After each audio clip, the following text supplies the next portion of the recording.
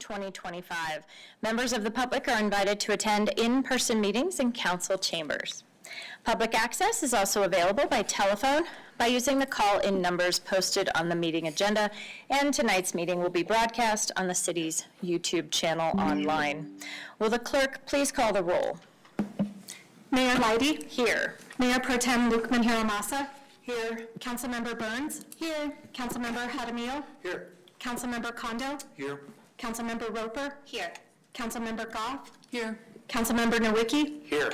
Councilmember Walker? Here. Thank you. Please join me in the Pledge of Allegiance.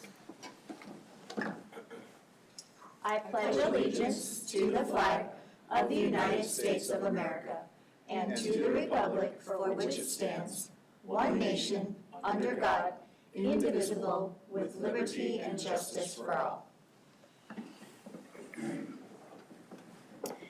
Acting City Manager Loveland, are there any responses to resident inquiry?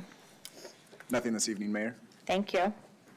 Are there any additions or deletions to tonight's agenda? No? Okay. Public invited to be heard. This is an opportunity for public comment on any item not set for public hearing. Statements are limited to 5 minutes per speaker. Statements must be related to city business and limited to matters of community interest. City Clerk Small, is there anyone signed up tonight to speak to council? Yes, Madam Mayor, there are two individuals. The first person on the list is Tom Lampo. Welcome. Please state your name and address and provide your comments to council. Thank you. Right, I'm Tom Lampa, 3951 Jackson Way. I'm here to lift up Northglenn in prayer. Before I pray, I know there are a lot of concerns in our community. People are worried about the changes taking place throughout our nation, affecting everyone. So I want to emphasize a few items that I've touched on in the past. I've stated previously that God is in control of everything, and He is. His will and purpose will be completed. Our enemy has never won a battle, is a loser, and will always be a loser. God has already won the war, but there's... Okay, you want me to start over? Or everything good? Okay. But there's a spiritual battle around us that is manifesting itself in the natural. People are seeing this, and it is concerning to them. Along with this, I've also mentioned that every aspect of our lives will shake. So expect disruption in business, arts and entertainment, media, government, family, education, and religion. God is shaking everything to the core, but we're not to worry. God has everything under control. Finally, I've mentioned that truth was on the horizon and justice not far behind. Some truth has come to the surface, but more is being revealed. Lies are being exposed, and justice is closer than ever. We are living through an incredible time in world history. Take advantage of it and be prepared for change. It's time to trust in God. As I stated, I'm here to lift up Northglenn in prayer. Please join me in prayer. Heavenly Father, in Jesus' precious name, you are the God of all creation. You spoke everything into existence. Creation is yours. Your character influenced it, and your fingerprints are all over it. You are a mighty God. Be here with us in Northglenn. This is your city, and you are welcome here. We have many concerns in our lives. We don't have clear understanding on what is happening. It's difficult for us to put it all together. Help us rest in Joshua 1:9 as it states, Have I not commanded you? Be strong and courageous. Do not be afraid. Do not be discouraged, for the Lord your God will be with you wherever you go. Let these words bring us comfort. We transgress against you and your word because we believe we know what is best for our lives. We don't. Forgive us and bring us back to right standing with you. Your word in Romans 12:2 tells us, do not conform to the pattern of this world, but be transformed by the renewing of your mind. Then you will be able to test and approve what God's will is, his good, pleasing, and perfect will. Father, renew our minds so we can test and approve your perfect will for our lives. You are our God, and we are your people. In Jesus' precious name we pray. Amen. Thank you, guys. Have a nice night. Thank you. Next. The next person on the list is Chris Cimino. Welcome. State your name and address and provide your comments to council or ward. Hi, I'm Chris Semino. I live in Ward 2. 80233 is my zip code. I'm up here just to kind of voice support for Pride. I understand that there was a decision made to allocate funds for us to participate in the Adams County Pride celebration, but in reality, this is a really bad time to move our local community pride and go join another pride. Yes, it could give us, a footprint in a bigger pride, but at the same time, given what's going politically at a federal level, it's kind of concerning, that message kind of not really that good, given the current timing of that decision. Right now, community members like myself who are part of the LGBTQI+ community is looking for a sense of community. We are the hunted in the world of right now, and it's really sad to say it that way, but I can't go to a grocery store without being called a name at this point. I went to go pick up my son from Stookie Elementary on Grant Drive today, and I was called a word that starts with an F and ends in a T. I shouldn't be called these things to pick up a child from school, to walk down a street, to go to a store. It's not fair. It's not right. It's not okay. And by pardoning people on a federal level, and all these things that are happening on a federal level, it's empowering a certain group of folks to act out, thinking there's no recourse or no actionable action to their actions for doing something negative. And it's empowering and emboldening these people, and people are getting attacked, like myself, like my son, like my wife, like my friends. And, keeping Pride here sends a message that Northglenn supports and loves you. What is a more beautiful visual display of that than putting on the festival lawn, where you have our rainbows, where we have our celebration and our drag performers. I spent this past weekend in Denver, went to 2 different drag events. One was The Color Purple in drag. They acted out the whole movie in drag, and it was beautiful. It was breathtaking, but you know what it was? It was church to us. We were with our community. We were with our friends. We were with our family, and we felt part of something. I am scared for my safety at this point. I used to not be so scared, a little bit, okay, it's a little bit of petty stuff. It has increased drastically since the inauguration, since even the election. And it keeps getting worse. And it doesn't matter if it's not just a Northglenn issue, it's a Westminster, it's a Thornton, it's a United States issue. And it's not fair. We are attacking migrants. We are, protecting these groups of minorities.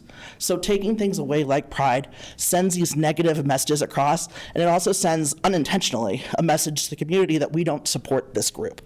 So, I am begging you, as someone who serves on the diversity board, who's a mother of a gay son, who's a wife as well, to please, please, please reconsider this decision to send a more positive message to our community and keep it right here in the festival. And I know, Madam Mayor, you love participating in it. Many of you guys have been out there and supporting us, but I am pleading for the safety of my community, and plus we're safe out here. We have not had issues on our festival lawn. We know this is safe ground, and our youth members who walk over. It's amazing to watch how many youth members, we had 500 people attend our Pride last year. 500 people in not the best weather came out. It was windy. We had, things blowing everywhere and everything, and they had a great time. And some of these kids are actually are, going out to check out Pride, first Pride, in their local community. And what a warm hug that is to be there on your festival lawn. So please reconsider this decision. And, whatever happens, we're here to support you. We're here to work with you. But just be transparent with us. Bring us to the table. Let us sit down with you and have these discussions as a group with Northglenn Next, with the Dice Board, and with you guys. Thank you. Thank you. Is there anyone in the audience who did not have a chance to sign up that would like to speak to council tonight? Okay. Is there anyone on the phone who would like to speak to council? You can press *6 to unmute at this time.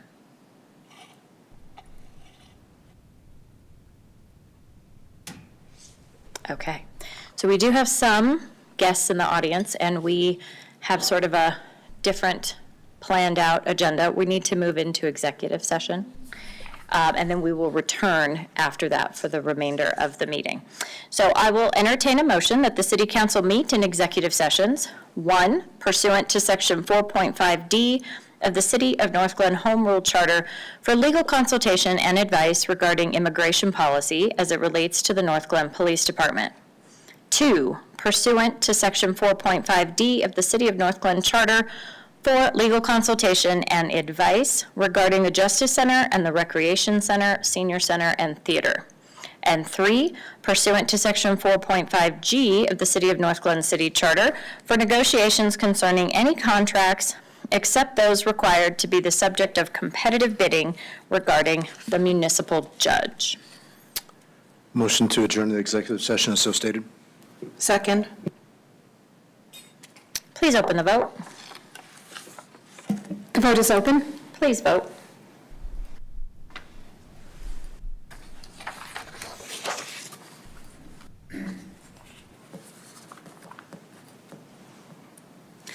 I will close that vote, and the motion to meet in executive session passes unanimously.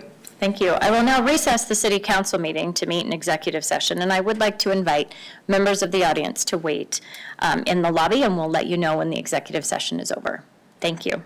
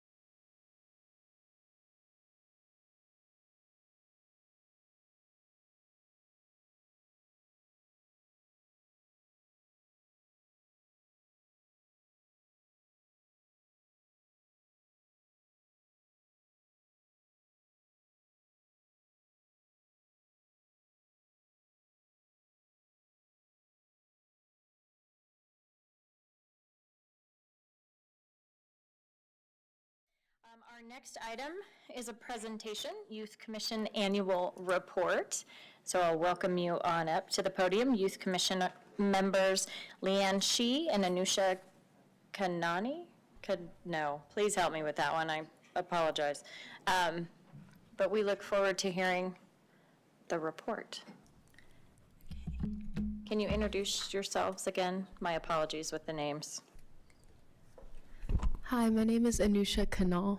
Ah, nice, thank you. And my name is Leanne Shee, and today we're presenting the Northglenn Youth Commission, and we are proud to present this year's annual report highlighting our dedication to empowering youth, engaging with the community, and addressing critical issues that impact our city. Over the past year, we have expanded our outreach, developed meaningful initiatives, and worked closely with local leaders to advocate for positive change. This year we focused on expanding youth participation. As of December 2024, we had 8 vacancies, and we are actively working to recruit new members through school outreach, social media, and community events. We remain committed to ensuring that the commission reflects the diverse voices of the Northglenn's youth. And moving on to our priority project of community engagement, the Northglenn Youth Commission has actively engaged in community initiatives promoting civil involvement and public service. We participated in the Highline Canal Cleanup, an annual Northglenn Commission in which we aided in removal of trash at the Stonehacker Park alongside other volunteers in local parks. We also participated in the Northglenn Pride, where we featured a photo booth backdrop utilizing last year's Pride Wall and advocated for youth civil involvement. As well as we attended the City Hall grand opening, enjoying the brunch with the mayor, allowing us the opportunity to network with other committees and cities. And we had the opportunity to host our first Narcan training in partnership with the Adams County Harm Reduction Team, where we were able to distribute over 25 boxes of Narcan to the community. And lastly, we also participated in the Noel Northglenn, where Mira spread holiday cheer by handing out s'mores near the campfires while promoting the Northglenn Youth Commission. Okay, so moving on, a major highlight this year was our participation in the National League of Cities Congressional City Conference, NLC for short, in Washington, D.C. This event provided an opportunity to engage with city leaders, discuss youth policy, and strengthen our leadership skills. A key moment of the conference was the opportunity to speak with Senator Michael Bennet and Congresswoman Caraveo, engaging with our state representatives and gaining valuable insight into the legislative process. These conversations emphasized the importance of youth participation in government and provided us with firsthand experience in civic engagement. This conference reinforced the importance of youth involvement in policy discussions, and we are eager to apply these insights to enhance youth engagement initiatives in Northglenn. And moving on to our takeaways from our delegates. During their time in Washington, delegates explored key landmarks, including the U.S. Capitol museums, the Washington, D.C. Botanical Gardens, and the Library of Congress. The conference provided valuable learning experiences, allowing delegates to hear from officials nationwide. They gained insights into how other youth commissions operate, particularly how subcommittees enhance efficiency and productivity. As a result, the Northglenn Youth Commission has adopted a structure following a post-NLC debrief.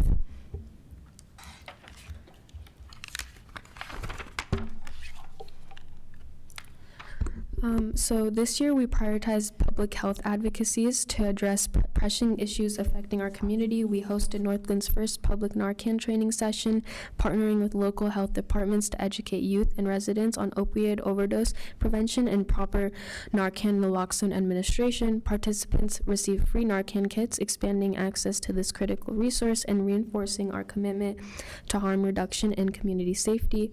Additionally, we organized the Youth Addiction Awareness Poster Contest, which saw a 33% increase in participation from last year. In collaboration with Adams 12 5-Star School District, we showcased student artwork in newsletters, social media, and public spaces to raise awareness and encourage conversations about addiction and mental health. These initiatives demonstrate our dedication to empowering youth, promoting education, and fostering a healthier community. And moving on to our last priority project, this page highlights the Northglenn Youth Commission to efforts in addressing food insecurity and promoting healthy eating habits. One of their key initiatives is the creation of the children's coloring book, Color Your Way to Healthy Habits, which teaches kids about nutrition, balanced meals, and physical activity. The book also includes resources for parents to locate local food banks. The commission is planning on a local presentation to introduce the book and engage in the community in discussions about food insecurity and healthy eating on a budget. Additionally, the page outlines the Commission's 2025 goals, which includes 2 major projects, environmental advocacy and safe haven spaces. The environmental advocacy project will focus on community environmental events like Earth Day and Arbor Day, alongside social media efforts to promote more sustainability within our community. The Safe Haven Spaces project aims to create a welcoming space for youth while raising awareness for issues such as teen homelessness, hunger, and pregnancy. And that concludes our 2025 Northglenn Youth Commission Annual Report. And we're happy to answer any questions you guys may have. Thank you. Councilmember Burns. Thank you, Madam Mayor. Y'all rocked this. It's beautiful. You did such a great job. Amazing presentation. Thank you so much. And the work that went into this is amazing. It's gorgeous. And I'm just so proud of the Youth Commission. Y'all care deeply about this community and moving everything forward. And I'm just very happy to have y'all. So very excited. Thank you. That's it. Councilmember Kondo. Thank you, Madam Mayor. Really tremendous work in the report and all that you do in background. I'm sure you have a lot to be proud of.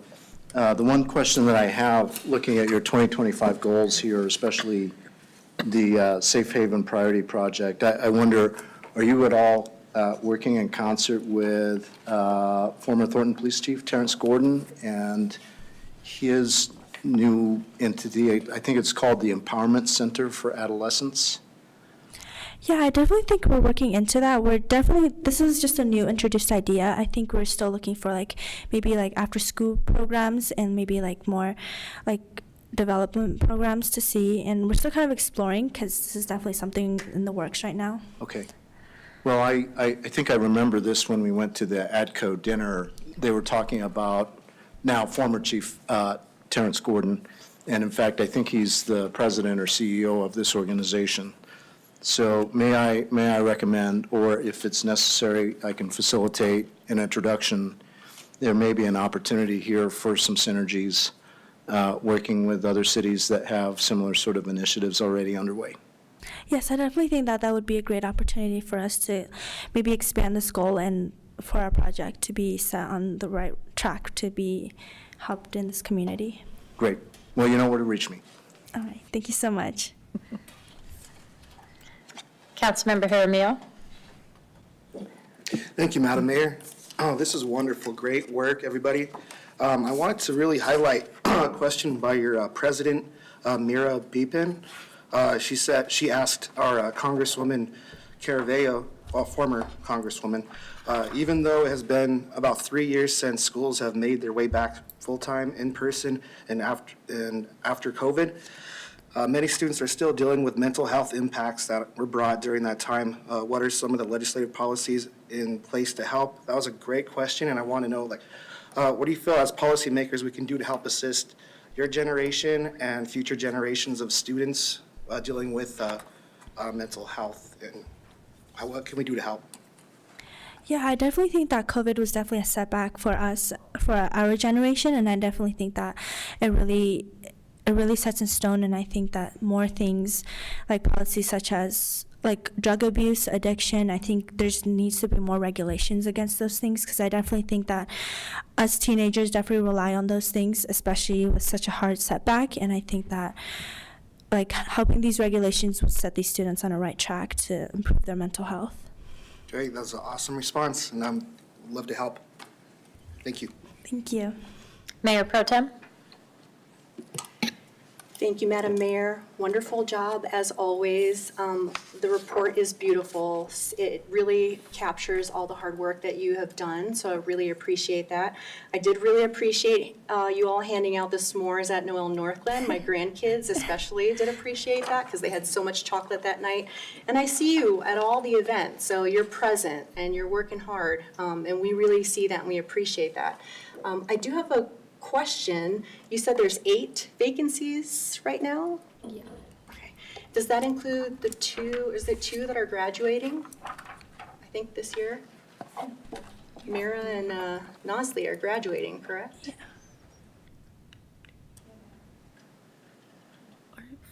Does that include? Yeah. Oh, and Alex. Okay. Yeah, I think we have like 3 to 4 graduating.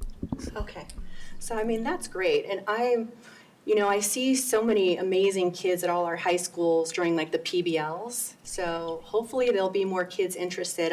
You have all been, every single youth commission's been really good, but I'm just excited to see more kids get interested in this and how they can help, and I'm just surprised that there's not more chomping at the bit when they see this. And then the last thing is, in my work with the Family Justice Center, after reading your Safe Haven Priority Project, I was just thinking that I don't know that I've really seen that engagement for our youth in the Family Justice Center, and it just reminded me that maybe that's something that we should keep in mind because there is a lot of domestic abuse that happens to teenagers, and they don't talk about it, or they can be swept into that situation, right? So that just kind of reminded me that we need to always remember that, and perhaps we can connect you at some point when it's appropriate to do some more work in that area. Thank you all. All right, thank you so much. So thank you for being here, number one. Thank you for waiting and for presenting your report. This is evidence of so much work, but it's also the heart that you have for leadership opportunities, and I can see that you're getting a lot of experiences that are pretty valuable.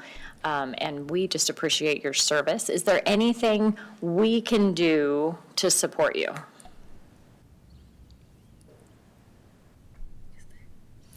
No, I definitely think that you guys have provided really good insight. Questions have really given us a lot of answers, and I think that it really makes us look into more of the Northglenn Youth Commission, and we don't really need anything at the moment. Okay. Thank you so much. Well, I want you to keep that question in the back of your minds as you move through each year. If you're at a meeting and you're like, oh, if only City Council would do this, or if only they could help us in this area, and maybe it's communication, maybe it's walking alongside you at an event. Like we are here to support you as well, so please come back to us if there's something that you think of that we could do better. Okay? Yeah, we're definitely happy to reach out, and we also have our amazing Maggie over here, so. Yes, you do, absolutely.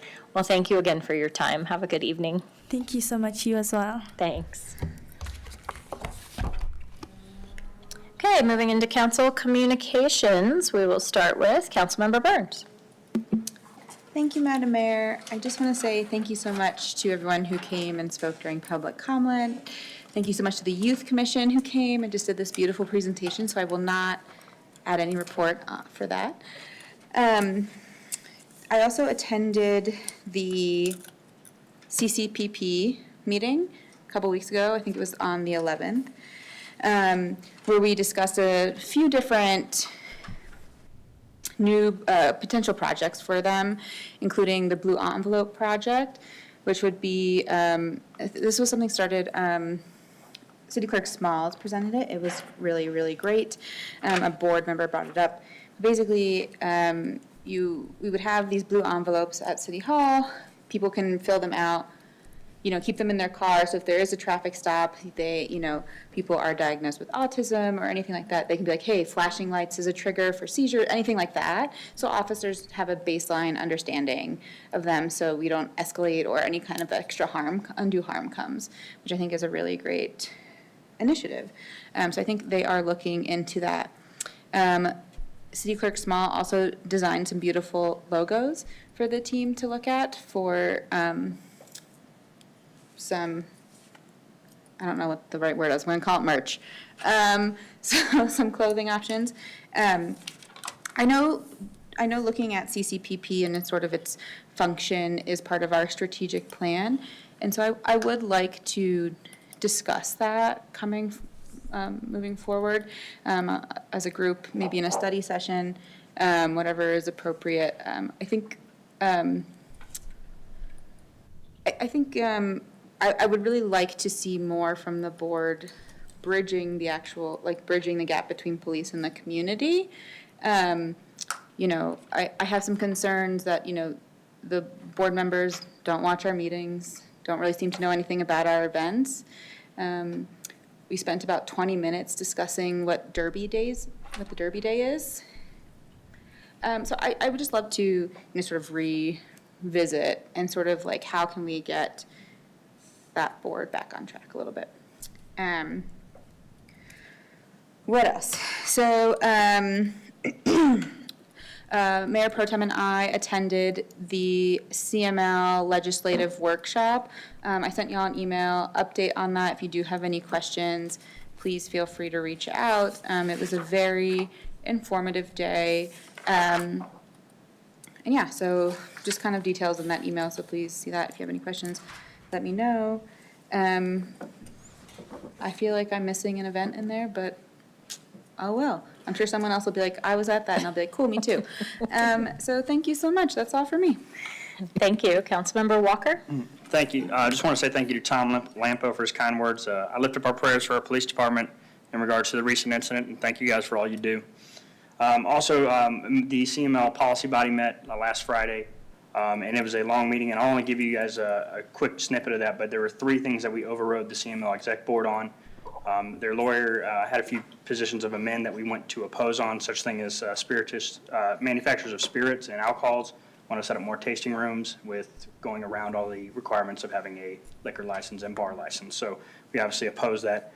The Regional Roundtable Commission, we went for an oppose on that. And then also the limit turf bill in new residential developments, we moved to amend on that, which was different than the CML policy board went on that direction, or on that issue too. So that's the update from the policy committee. Thank you. Thank you. Councilmember Jaramillo? Thank you, Madam Mayor. On the 12th, I attended the ADCOG Sub-Regional Transportation Forum. That's Adams County government. So our own Brooks Svoboda is going to be serving on Dr. Cog now too. So we have some representation here with Northglenn. So yeah, let me know if you have any issues with our infrastructure. I try to make sure I get these out to the forum every single meeting. Also, one thing I learned that when the RTD had their presentation is that to get a shelter at an RTD spot, there has to be 40 boardings per day, and they do all the data, like when they check in. So I thought that was interesting, because I noticed we have some here and some there in town, and I know you've had meetings in the past about shelters, and I want to just bring that up, 'cause I always wondered why some are there and some are not. I also attended we're seeing the candidates for the new municipal judge, and that was last Thursday. Both very qualified individuals, and we'll speak to more of that later. And I also attended a ribbon cutting for Body Refinery, and that's in the Northglenn Marketplace. They're right next door to Phoenix. So go check them out. They do Pilates, and we're really happy to have another great small business here in Northglenn. And I encourage everybody to go to the Northglenn Marketplace, check it all out. It's getting revitalized. And also just, if you spend your money, spend it in Northglenn instead of taking the trip across to another city. We'll really help the small businesses here, and then also help our city thrive. All right, and that's all I have for now. Thank you. Thank you. Councilmember Nowicki? Nothing for me, Madam Mayor. Thank you. Councilmember Goff? Thank you, Mayor. So on February 11th, I spoke to the State Energy Code Board. They were trying to develop some code regarding, I guess the big discussion was about what size house is considered a large house. So they could decide what kind of requirements, or, people with smaller homes would be more, what I would consider more affordable, would be exempt from some of the code requirements. On February 19th, I attended the CC4CA legislative meeting, and a couple of bills that they were working on that might impact Northglenn residents. House Bill 1044, which is the vulnerable road users bill that kind of came up last year. It's going to be rewritten because they're looking for a different kind of funding source that I think everybody's looking for honestly right now, because our state budget is going to need to be cut by an incredible amount, like $1 billion. So they were looking for a different way to fund it instead of coming out of the general fund. And then House Bill 1268 is moving forward, and it's called the on-bill repayment bill, I guess. And that is where if you're going to do some kind of like solar panels or other clean energy enhancements to your home, that the financing and the repayment of that financing would be included in your utility bill to make it a lot easier for people to pay back. So that it's moving forward anyway. And then on February 20th, observed the judges along with some of my other fellow council members. So both highly qualified, and we'll see soon who that will end up being in our own courts. February 21st in the afternoon, it was the Pilates ribbon cutting that was also mentioned, and they do more than just Pilates, so stop in and check them out. Also attended on that day the CC4CA Board of Directors meeting, and they are just struggling along with probably many people trying to figure out what the federal funding is going to look like right now regarding any kind of climate action or electrification grants or programs. And then we did have a representative from Adams County there who says that they will continue to work on environmental justice issues. That's part of their long-range vision, and even though some municipalities were talking about how they might be taking out some of that language in their grant applications in order to, I don't know, meet federal requirements or values or whatever it is. But Adams County seems to be holding firm at this point. So I thought that was very interesting, and that's all I have for right now. Thank you. Councilmember Kondo.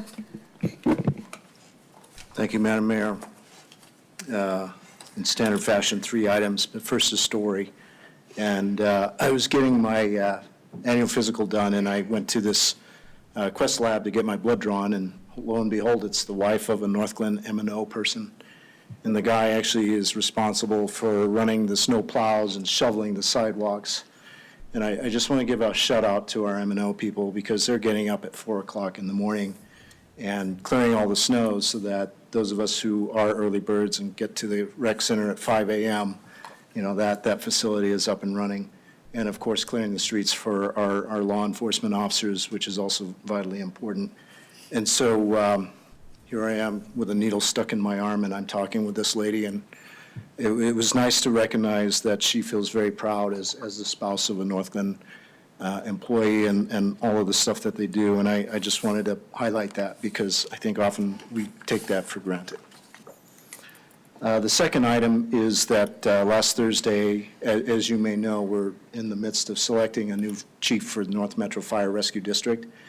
Chief May and Chief Hempelman from City County Boulder were part of the panel of external subject matter experts to be part of that interview process. So I want to thank Chief May, who's sitting in the back, for being there.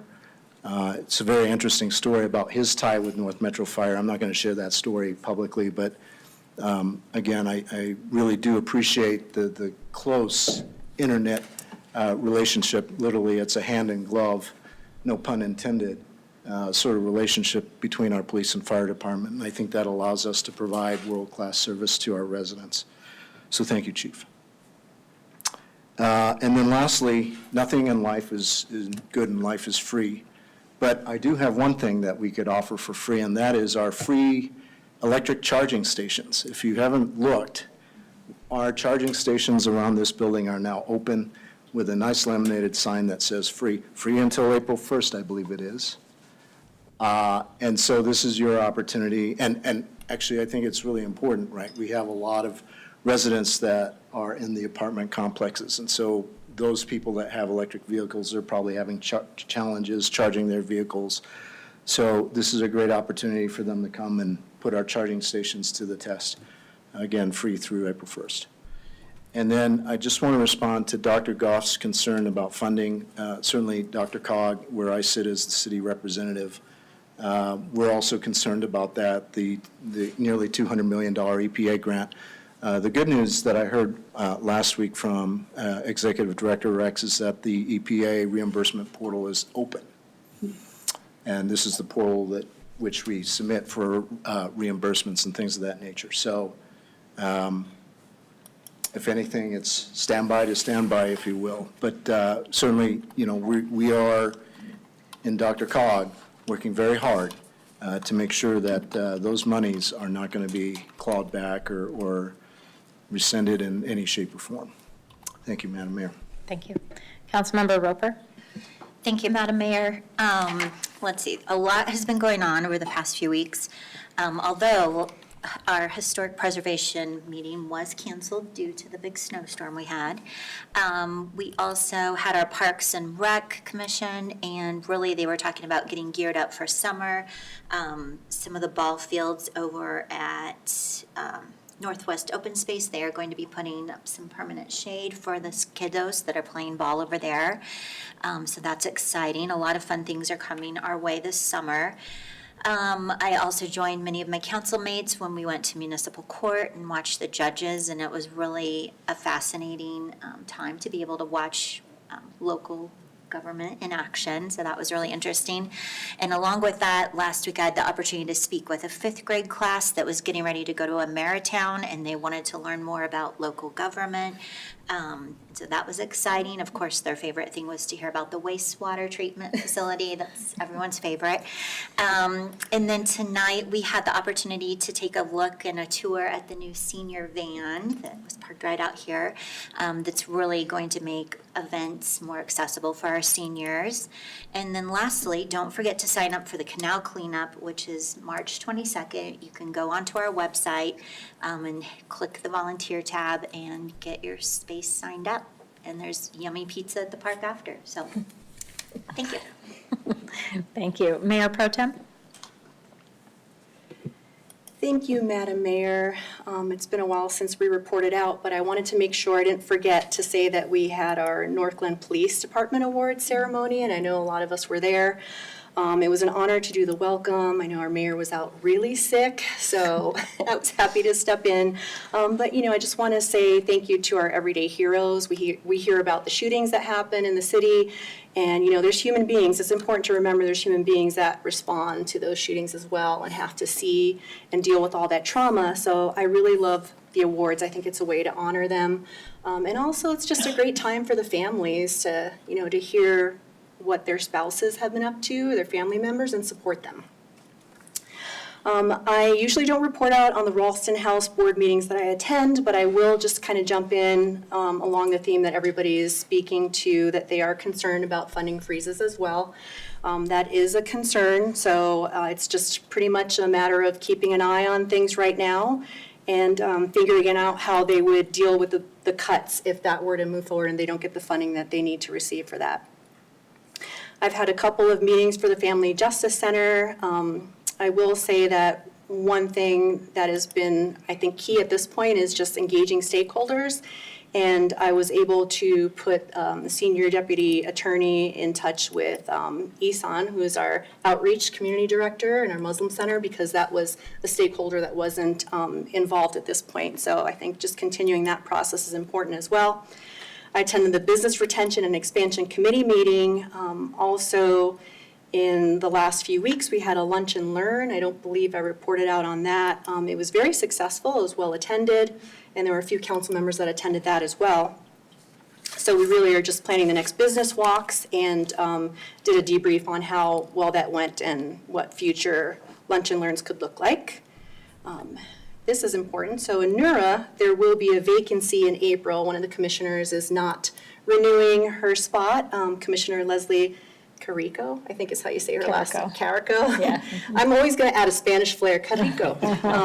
So she will not be renewing her spot. So we did a couple of interviews, and there's still more discussions that will need to happen on NURA before we decide on the final applicant that will fill that spot. Vail had its first strategic planning session last week, and it was 4 hours. We worked on mission, vision, and values, first time we did that, as well as looking at focus areas based on our revised bylaws and expansion of the Vail program, so hoping to be able to do more outreach and help more people locally, just not only within grant for nonprofits, but for individuals as well. So that's something to look forward to. Councilmember Burns reported on the CML Legislative Workshop Day. I will say my favorite thing about that is we got a lot of face-to-face time with our congressmen, with a lot of our representatives, and I think that was really important, and it was just great. We make a good team, so we did good. And then congratulations to Body Refinery, the Pilates studio.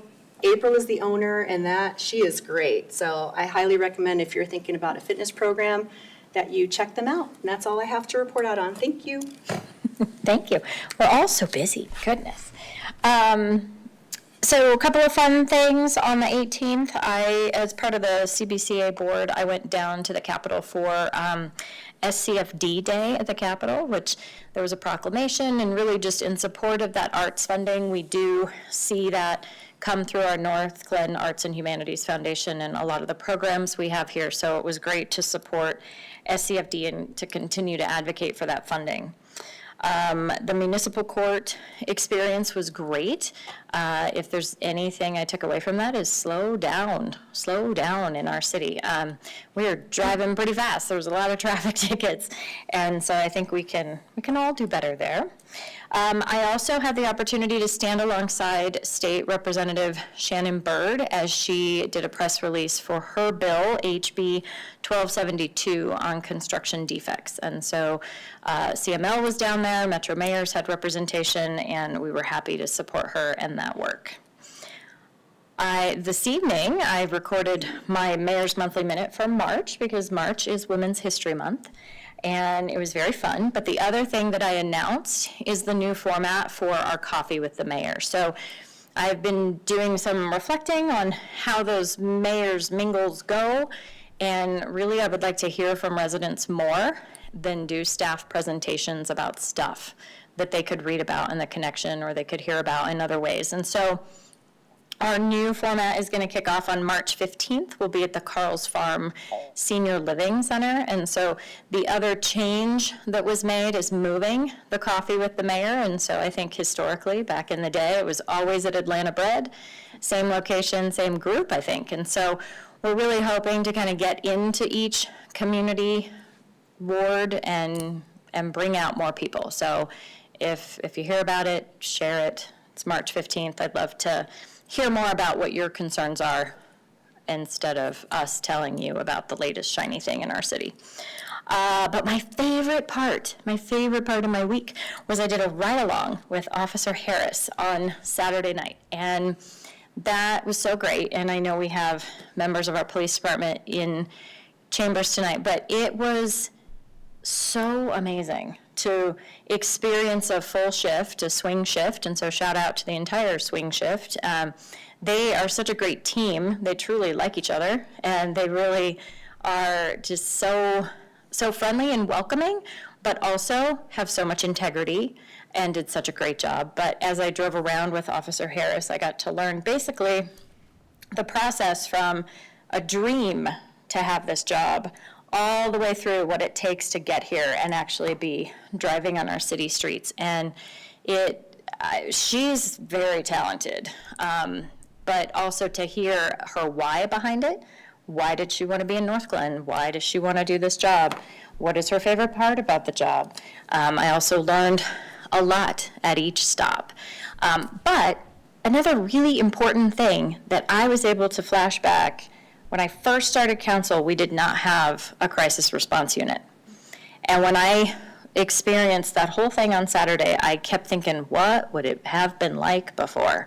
I know you value them, but to really see that experience from the briefing, right? The crew team member is in the briefing, providing valuable information to the officers, and then also walking with them throughout the night. There were great examples of where it was not a police response that was necessary for criminal activity, but it was for safety.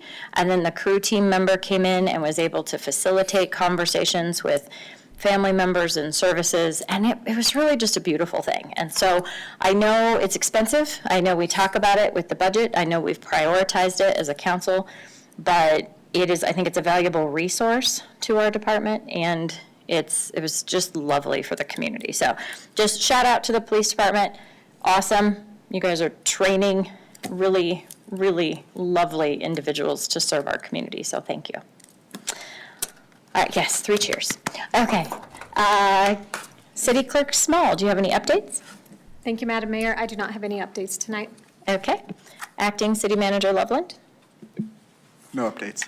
Okay. City Attorney Hoffman? Good evening, Madam Mayor, members of council. No updates from me as well. Okay. All right. Well, that'll move us to the financial report for December of 2024. Acting City Manager Jason Loveland will present this update to council.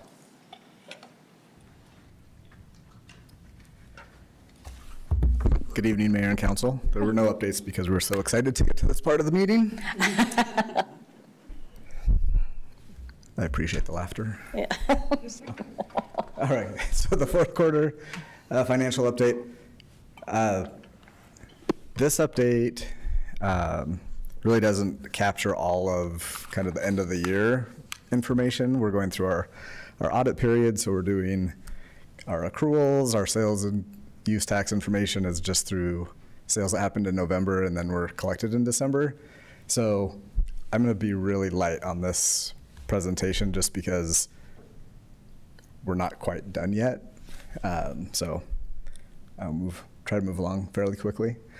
So sales and use tax, as I just mentioned, this is through sales in November. We're up 4.4% compared to the prior year, which is about $27.9 million. Since then, since this presentation was delayed a couple of weeks, we have kind of wrapped up the year on the sales and use tax piece. We're going to finish the year up 4.2%. So pretty steady throughout the year, and that totals $31.3 million.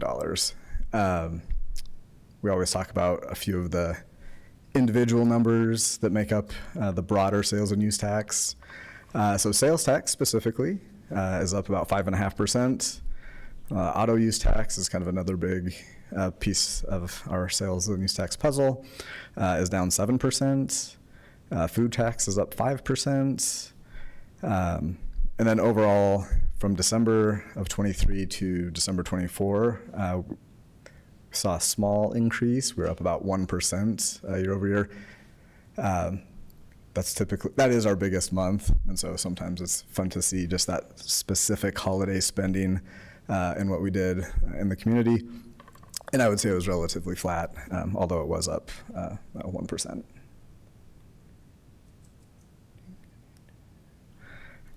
The other big piece of our puzzle with sales and use tax is marijuana tax.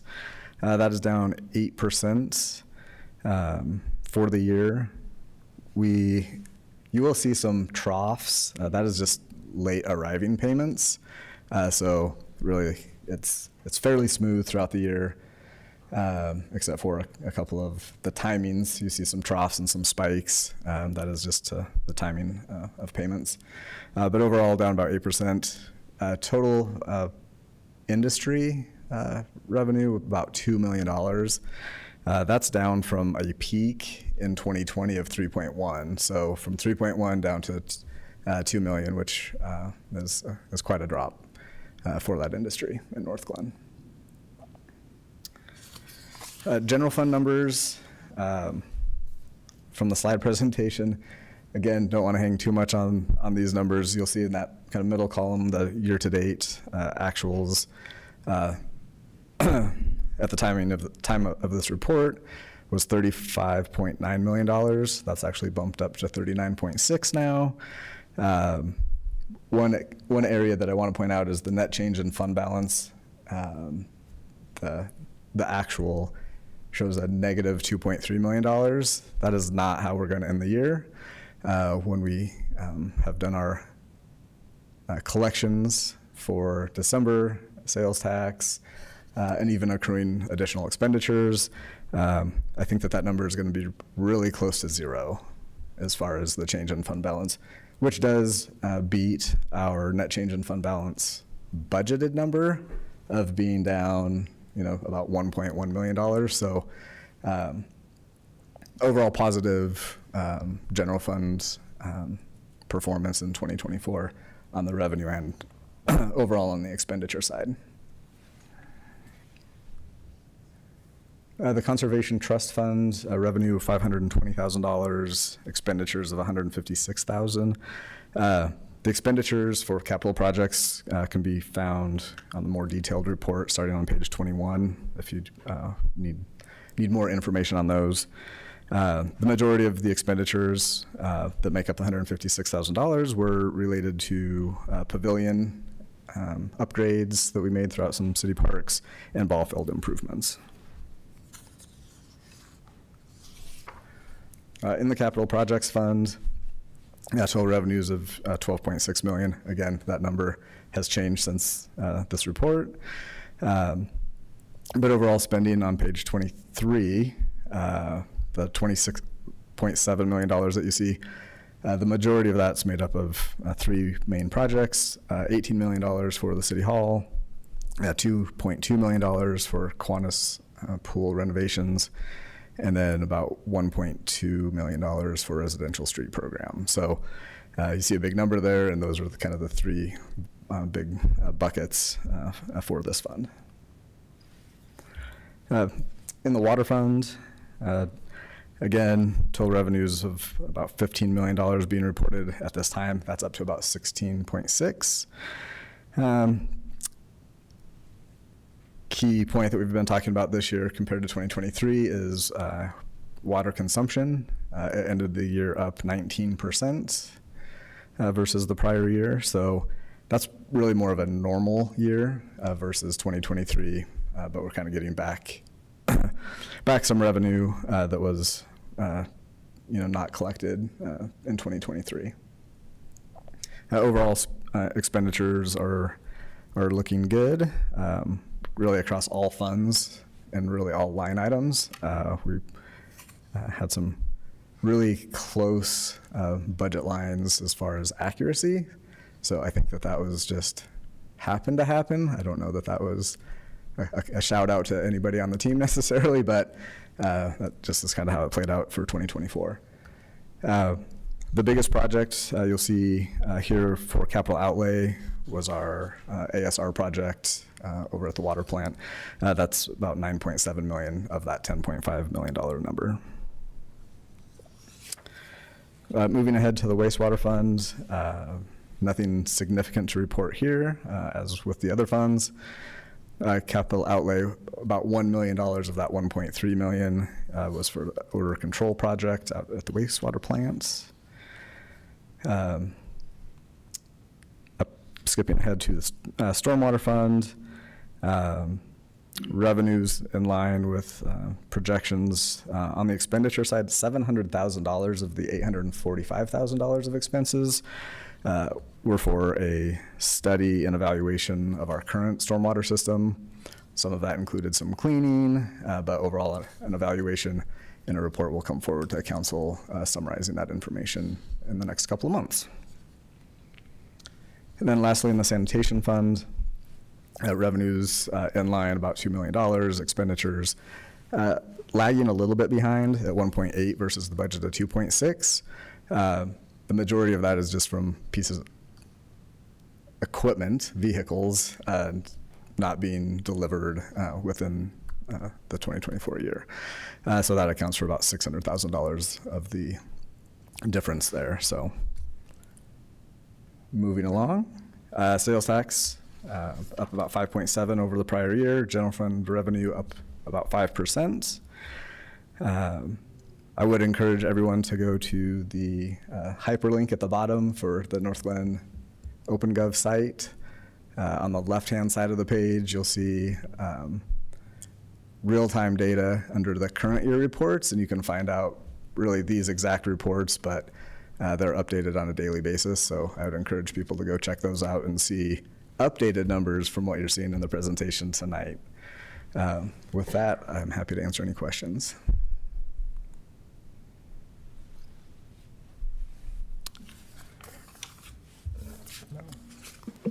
I don't see any questions. Thank you. Wonderful. Thank you so much for your time.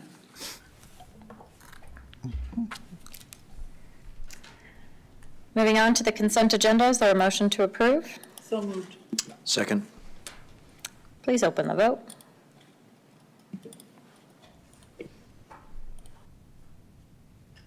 The vote is open.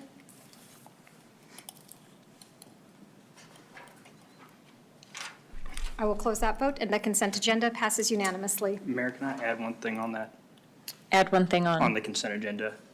I just want to add a point. Oh, Last absolutely. meeting, for the memorial sign program, I just want to make sure that a note was given that if Ms. Fisher's application meets all the criteria, that hers be the first placed in the city. So at this time, since there's an approval tonight, we'll then develop the application to post online, but she will be notified that the application is out there and available at that, once it is. I appreciate that, sir. Thank you. Great, thank you. Ordinances on first reading, CB 2026. Will the clerk please read the title? A bill for an ordinance amending Article 1 of Chapter 14 of the Northglenn Municipal Code to limit the number of household pets in a residential dwelling unit. Motion to approve. I'll second. All right, Police Chief Jim May is here to provide a summary of this item.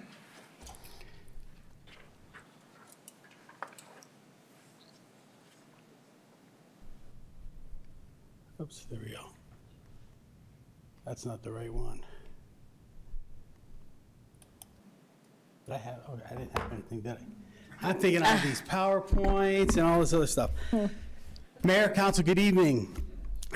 Actually, going through and with pet ordinances came forward back in November of 2023. One of our residents came in and had an issue with quite a few pets and concerns with barking and sanitary issues. But I know several of you have had people come up to you in your ward meetings. I know they came up to me in the ward meetings on concerns of, or asking the question, how many pets are allowed. So we did some research after that. Then we brought it forward in October of 2024. And actually on our research, we found that we're one of the only cities, actually in the Front Range, that does not have a pet restriction. So we talked about, I think we landed at that time on bring a ordinance back. And I think we landed on a 4 and 4 in that ordinance. So what we would do is we propose to change or amend the section of 14-1-4 to state, it shall be unlawful for an occupant of any residential dwelling unit in the city to keep upon the premise more than 4 cats or 4 dogs or a combination of cats and dogs totaling more than 4. This subsection shall not apply to cats and dogs under 6 months old from the same litter of a female cat or dog kept at such resident dwelling. So, yeah, just proposing that and open for questions. I did provide, Councilman Kondo asked if, you could get an updated of what cities actually have those. And we fall right in line with all the cities actually around us. And I think that's I think that's probably the best thing to do, especially here in Adams County. Commander Rice, who actually presented it before, is here to, if there's any hard questions that I can't answer. Councilmember Kondo. Thank you, Chief Mayor. I appreciate you providing this graphic. It certainly helps me personally understand if we're on par. So the statement about allowing or at least exceeding that number for kittens and dogs under 6 months, I'm assuming those are people that are raising litters of cats and dogs for sale or what have you, and it gives them sufficient time to move them out. And I have to look, I think there's a regulation against. This is not intended to, so kennels are not allowed. So this simply allows folks that have pets that have a litter to allow the litter to get to 6 months before they get rid of the animals. But it does not correlate at all to allowing for kennels in the city. Okay, understand. Thank you.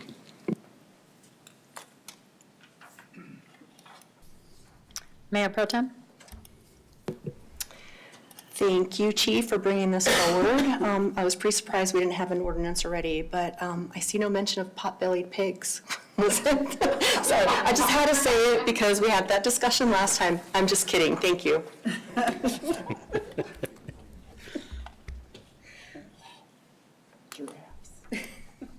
All right, thank you. Oh, that's easy. Please open the vote. The vote is open. Please vote.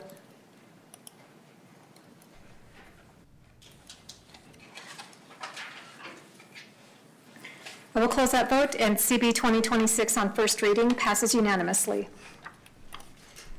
Thank you. Our first discussion item tonight is a reconsideration for 2025 Northglenn Pride event, and I am actually leading this discussion. So I reached out to council to see if we could open this conversation again, because as we heard in public comment tonight, we have received a lot of feedback. And while the intent was not to cancel our Pride event, that was never the spirit behind our conversation. In light of our current situation in the world, I would like us to open the conversation again, because we have a lot of residents who reached out after finding out. So I do think we missed some steps with communication. So there was some misunderstanding about our intent and why we had the conversation in the first place. And it's been, word of mouth travels. And so by the time it goes from this person to 6 people down the road, now the message is we are anti-Pride, and that has never been the case. So I would like us to revisit, number one, why we started a Pride event in the first place. And number two, check in with council members about, we've received a lot of feedback. Has our position changed? What do we want to do? So I want to start with just kind of an open discussion. I reached out to everyone to say, hey, thank you for letting me put it back on as a discussion topic. But that gives us the opportunity to have a more transparent and public conversation for our residents. So I see Councilmember Goff's hand. Thank you. Well, I just want to say, first of all, that my position has not changed. Right. And the Pride, the reason that I recall our city first having the Pride event was when we were the first ones in Adams County, and it was in response to concerns with our residents about being a welcoming and safe community for everyone. And so that was that first year that the DICE board had been created. There were several events that we tried to get going in the city, and the Pride event was one of them. So and we did this, do something with Adams County, I think the second year, but I did have people say, feel like they missed it, like, what happened. So then we brought it back, and I'm glad that we're going to be able to continue it, because I think it is, as we've heard, great value for the residents that we have in our community that feel like they need that space and that sort of recognition, that safe place to be recognized. And I think it's also a really good educational community outreach kind of a program. So I hope that we can move forward with it in 2025. I'm looking forward to more of the conversation. Councilmember Kondo. Thank you, Madam Mayor, and thank you, Dr. Goff, for that context, because obviously that all preceded my time coming onto this body. I suppose the one thing that I wonder about, and I attended the first Pride event after I got appointed back in May of 2022, was, and being of Asian American descent, I was wondering if there were going to be representatives from my community there. And so this conversation then prompted me to kind of think about what is the composition of underrepresented communities within Northglenn. Unfortunately, I could not call up the document where I saw that one time, so I did go to the Colorado DOLA demographic website where they break down by Adams County. So Latinos represent, Latina is about 43%, white 46%, black 3.6%, Asians. If you also count Pacific Islanders is 4.6%, Native Indians 0.6%. And so, to me, my question to you is, was the intent for Pride to represent this whole spectrum of other underrepresented ethnic groups? Or was it more intended to be focused on the LGBTQI segment? I wonder if you can expand on that, please. Certainly. The Pride Fest was in support of LGBTQ community. That same year that the Dice Board was first created, we also sponsored several performers at the Food Truck Carnival for an Asian American Pacific Islander cultural event. We had dancers and we had materials. We had the Anything bookmobile come out and with a focus on the materials in that bookmobile to be checked out based on Asian American Pacific Islander experiences and stories. So the Dice Board has tried to present different experiences from many different demographic people of different backgrounds in our community. We haven't been able to get something rolling where it's consistently going year after year, except I guess the Pride event is probably the closest to something that has continued year after year. Does that answer your question? Yeah, it does, and I did attend the Food Truck Festival where there was the stage for the Asian performers, and I appreciated that greatly. I guess my follow-on, and I know that you represent us at the Dice Board meeting, so has the Dice Board come back with a formal request? Because obviously they advise council. Have they formally sent a request back to us for us to reconsider the programming of Pride Festival in 2025?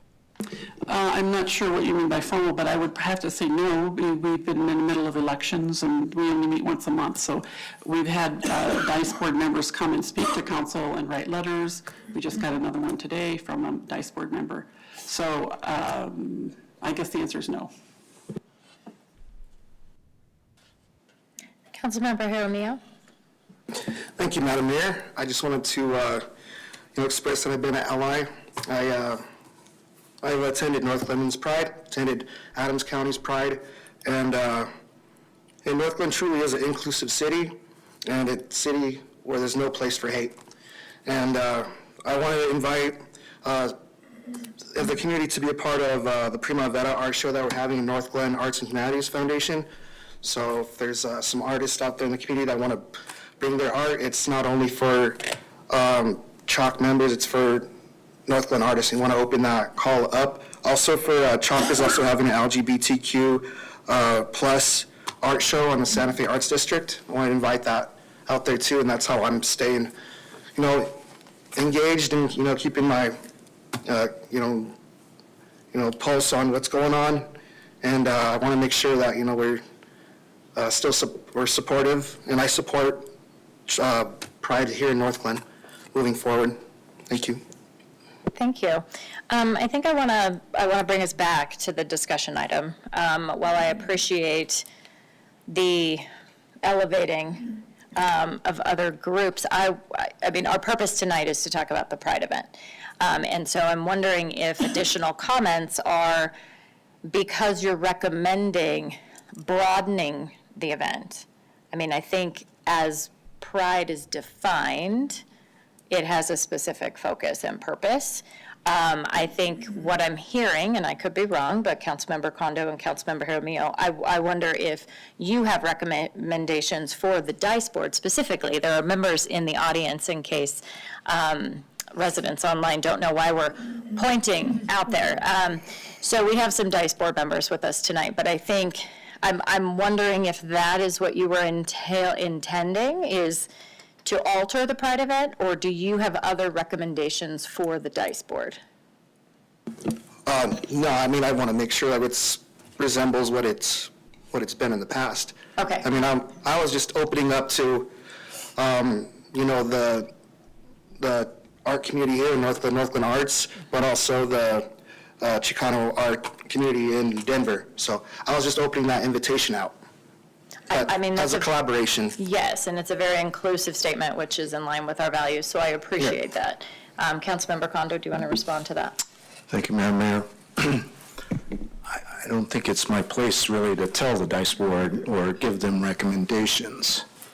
And I'm getting a north-south nod, so I'm assuming that, but the way I'm trying to look at this, and the reason why I cited those stats, was that I am trying to think holistically and understanding what is the role of city government in terms of making sure that we are doing all the right things in terms of our operations, in terms of what we have to do to provide security, safety, things of that nature is totally equitable. And obviously, we had a conversation in executive session on that, and to a great extent, unfortunately, I can't share that with you all. To me, I think those are the things that are really the most meaningful, durable, and lasting things that we need to be sure that we are doing as a city, as opposed to providing an event that maybe is only 3 or 4 hours long, and then after that's gone, it's gone. There's nothing else there.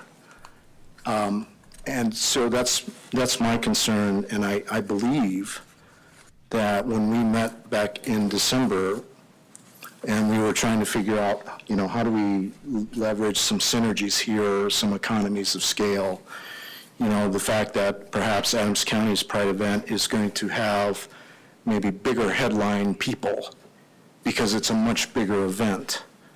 And should we as Northglenn think about pursuing other events that would distinguish ourselves within the constellation of all the other municipalities within Adams County?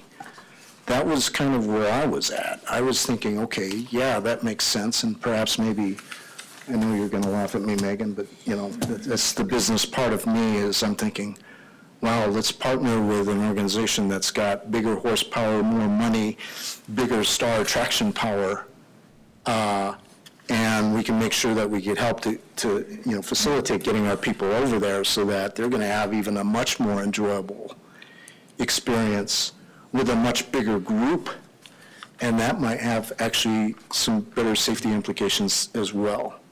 So that's again, that was kind of where I was at back on December 13th or 16th, whatever day that was. I know it was a Saturday when we were doing the workshop. So hopefully I'm explaining my state of mind. Sort of. Okay, so I would like to sort of maybe see if I can narrow the discussion a little bit. So we had we've had a Pride event in our city. We had a conversation as a council that changed our vision for that and moved it to an Adams County celebration that we were going to support. Our community responded, and we got a lot of feedback, and we've had a lot of time to think about it. I think the ultimate conversation tonight is, do you or do you not support bringing the Pride event back to our city this June? Yes or no? I would be interested in hearing from the rest of my day's members before I make a decision. Fantastic. So, and thank you. Councilmember Jaramillo, what did you say? I think it was a yes, that's what I heard. Okay, Councilmember Nowicki? So does this negate the questions that I might have had? No. Okay. No, just trying to keep us on. Okay, cool. And I just want to kind of put this in context to see kind of similar to what Councilmember Kondo was saying, that this conversation was kind of held in the context of a larger discussion about events. And are we doing too many events as a city? Is there too much a strain on resources, both financial and staff time? Right, so we kind of looked at all the events, and this was one of the ones. And I think the concerns that were raised for me, again, could we go bigger and better with Adams County? Because every year it seemed their Pride event was on the same day as ours, and often took people away. I think so. Is there an opportunity for partnership? Now, I do think we need some clarity, because you had kind of mentioned and it was really the first I'd heard of it, and I apologize for not coming back to you and really diving in at that moment about, no, Adams County has agreed to switch to a different day so that we can hold ours. Because I think that's an important piece of this puzzle. I'm not sure if it was switched, but I did attend a meeting with Adams County officials in November, and we came, with Pride event as the topic, and we came to an agreement that the first Saturday of every June, Northglenn could have their Pride event. The second Saturday of every June, Adams County would have their Pride event, so there would not be a conflict from, going forward. Right, okay. So I think I was a little disheartened when it seemed like we kind of had that discussion and then it kind of led to, oh, we're canceling Pride. And I mean, to be fair, I didn't hear much about what we're going to do going forward with Adams County involvement. So, I guess I'm glad we're having this discussion because it's not saving that much money to kind of not have this event. I do think, again, there's a larger conversation we had around how we're spending our money, budget, things like that, but that's kind of unrelated to this event. I'm not opposed to having the event. I think it, brought a lot of joy to the community. It was maybe a little bit smaller event, but I'd also want some clarity so that we're really not competing with Adams County. That's kind of where I'm at. So a little bit of clarity. We heard from Councilmember Goff on the conflict of schedule. I did also confirm with our team that we have the money. We have it still budgeted. We didn't cut any financial numbers to make it happen because our intent was to put money toward a different event. So that money is there. Okay. Councilmember Roper? Sorry. Thank you, Madam Mayor. And I apologize for my coughing fit earlier. My water went down the wrong pipe. Thank you. I think I'm going to try to pull together a couple of things. I think in December when we were talking about the events, and I know I'm reiterating what people have said, we really were tasked with looking at which events really were supporting our community as a whole. What could we take off the plate of staff? What could we do differently? When we talked about, again, all the events, we talked about a Christmas market, we talked about a parade, we talked about many different options. In order to bring on new events, we had to also look at, do we want to take away events? Do we want to try to do it all? And so that's really where we came up with the suggestion of joining up with Adams County Pride, also to just give a small diverse group a bigger group of diversity to be within. And I think to kind of piggyback on what Councilmember Kondo was saying, I think you were trying to say that when we think about providing quality water treatment, when we think about providing quality streets and police services, those are things that support all of our citizens versus what will it get us if we put money towards a 3 or 4 hour event. However, at that same, I think, meeting, we talked about what was an event that we remember. And I specifically talked about the teddy bear picnic, taking my children there. And that is something that I will always hold on to, even though it is years past, even as something that they've held on to. And so I think even though it may be a fleeting event, it is bringing value to our community. Now we've heard from citizens and how it really is touching their lives and how important it is to them. And so I think because of that, we have to reevaluate that because they are taking away more from it than just what is happening in the 3 or 4 hours. For some folks, it's validating who they are. It's validating just even their value. And so that, I think, is something we can't put a price on. Thank you. Councilmember Burns? Thank you, Madam Mayor. I agree with everything Councilmember Roper said. I think, in the context of our meeting, we had discussed, trying to elevate Pride by joining Adams County, by making that event even better by bringing all of our vast communities together throughout Adams County and, again, elevating diversity. And I think a lot of things have changed since that meeting in a variety of ways. And so I really do think it is important that we stand with our values here in the city and make all of our residents feel valued and safe. So I would be for bringing Pride back to the city this year. Thank you. Do you want to weigh in? Sure.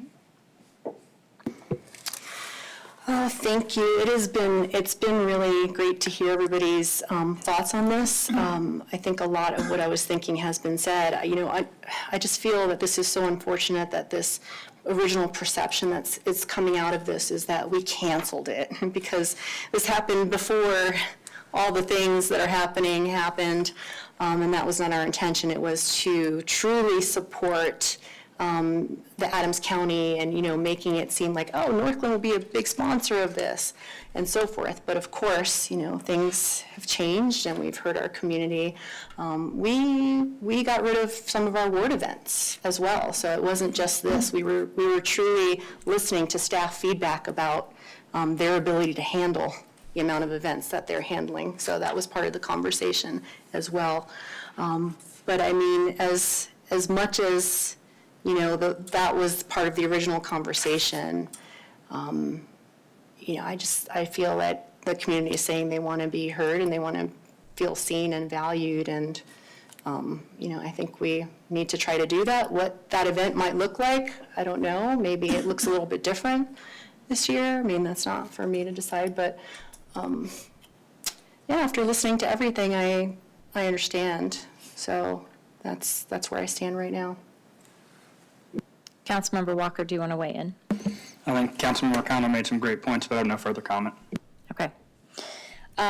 So I think everyone has at least weighed in once.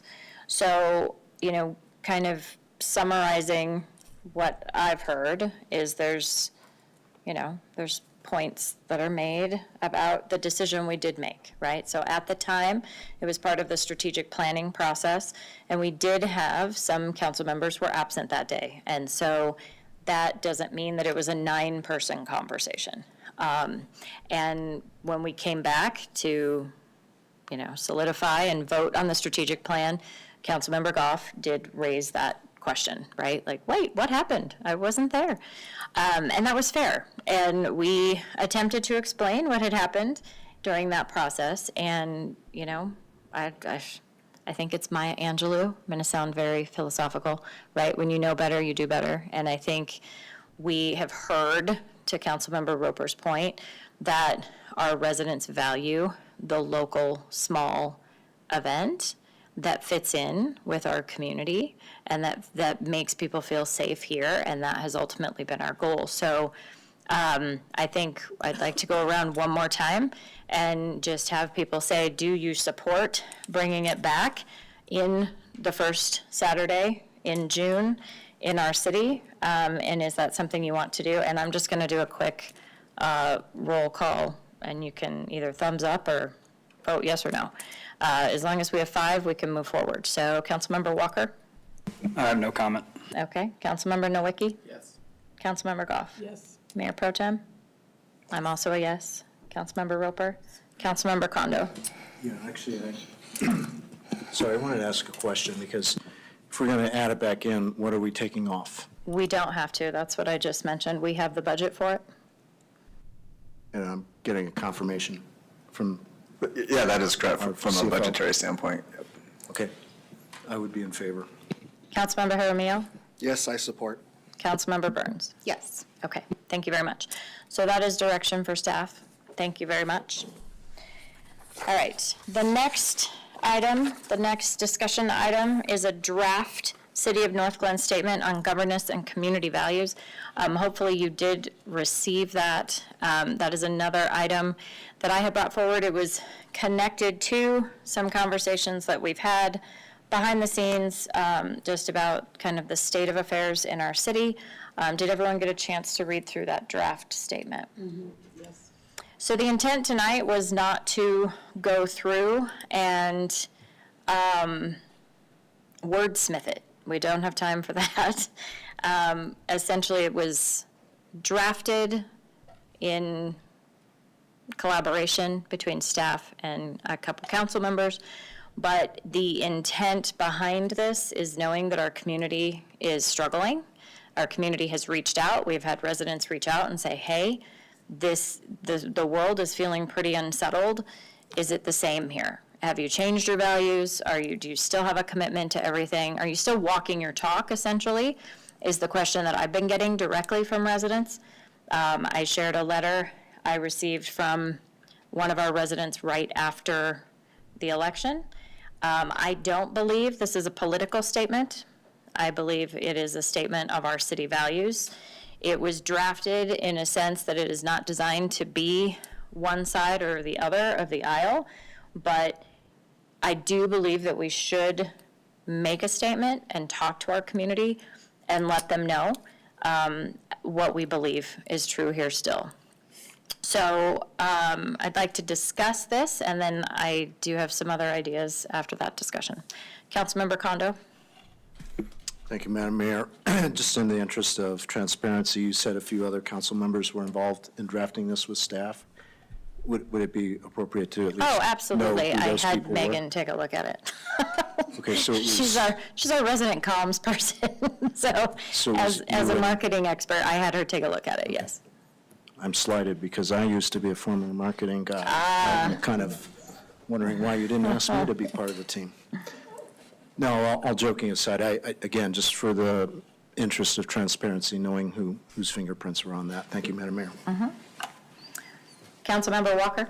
No, thank you. And while my initial reaction on this was to say this was political and not to support this, because it can easily be seen and argued that this is political and that national politics are being pandered to, which is something we try not to do here. And I do believe this stated intention of this was to be inclusive, but it is inadvertently divisive. And however, while assuming good intent, and that it was not meant that way, however, overlooking the perspectives of half of the residents who do support some of the recent executive actions is not truly inclusive. Additionally, executive orders from previous presidents, which are also not supported by a large number of people as well, did not receive the same level of attention or scrutiny, which begs the question of consistency and fairness of our approach on this. And I truly believe that if it is truly inclusive, if it is truly inclusivity that you are after, that means including views that you don't agree with and leaving space to acknowledge all of the residents. And so I'm not asking for this to be killed or by any means, but I would like for some language in there to state that we support all the views of our residents, because I don't feel that in this.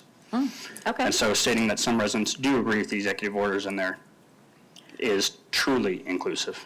Thank you. Okay, I appreciate that. I think my pushback on that would be a recent example. We may have had residents that really liked our banners, and we heard a lot about them from residents, and then we took action based on their feedback. And so I think our role is we make decisions based on resident input.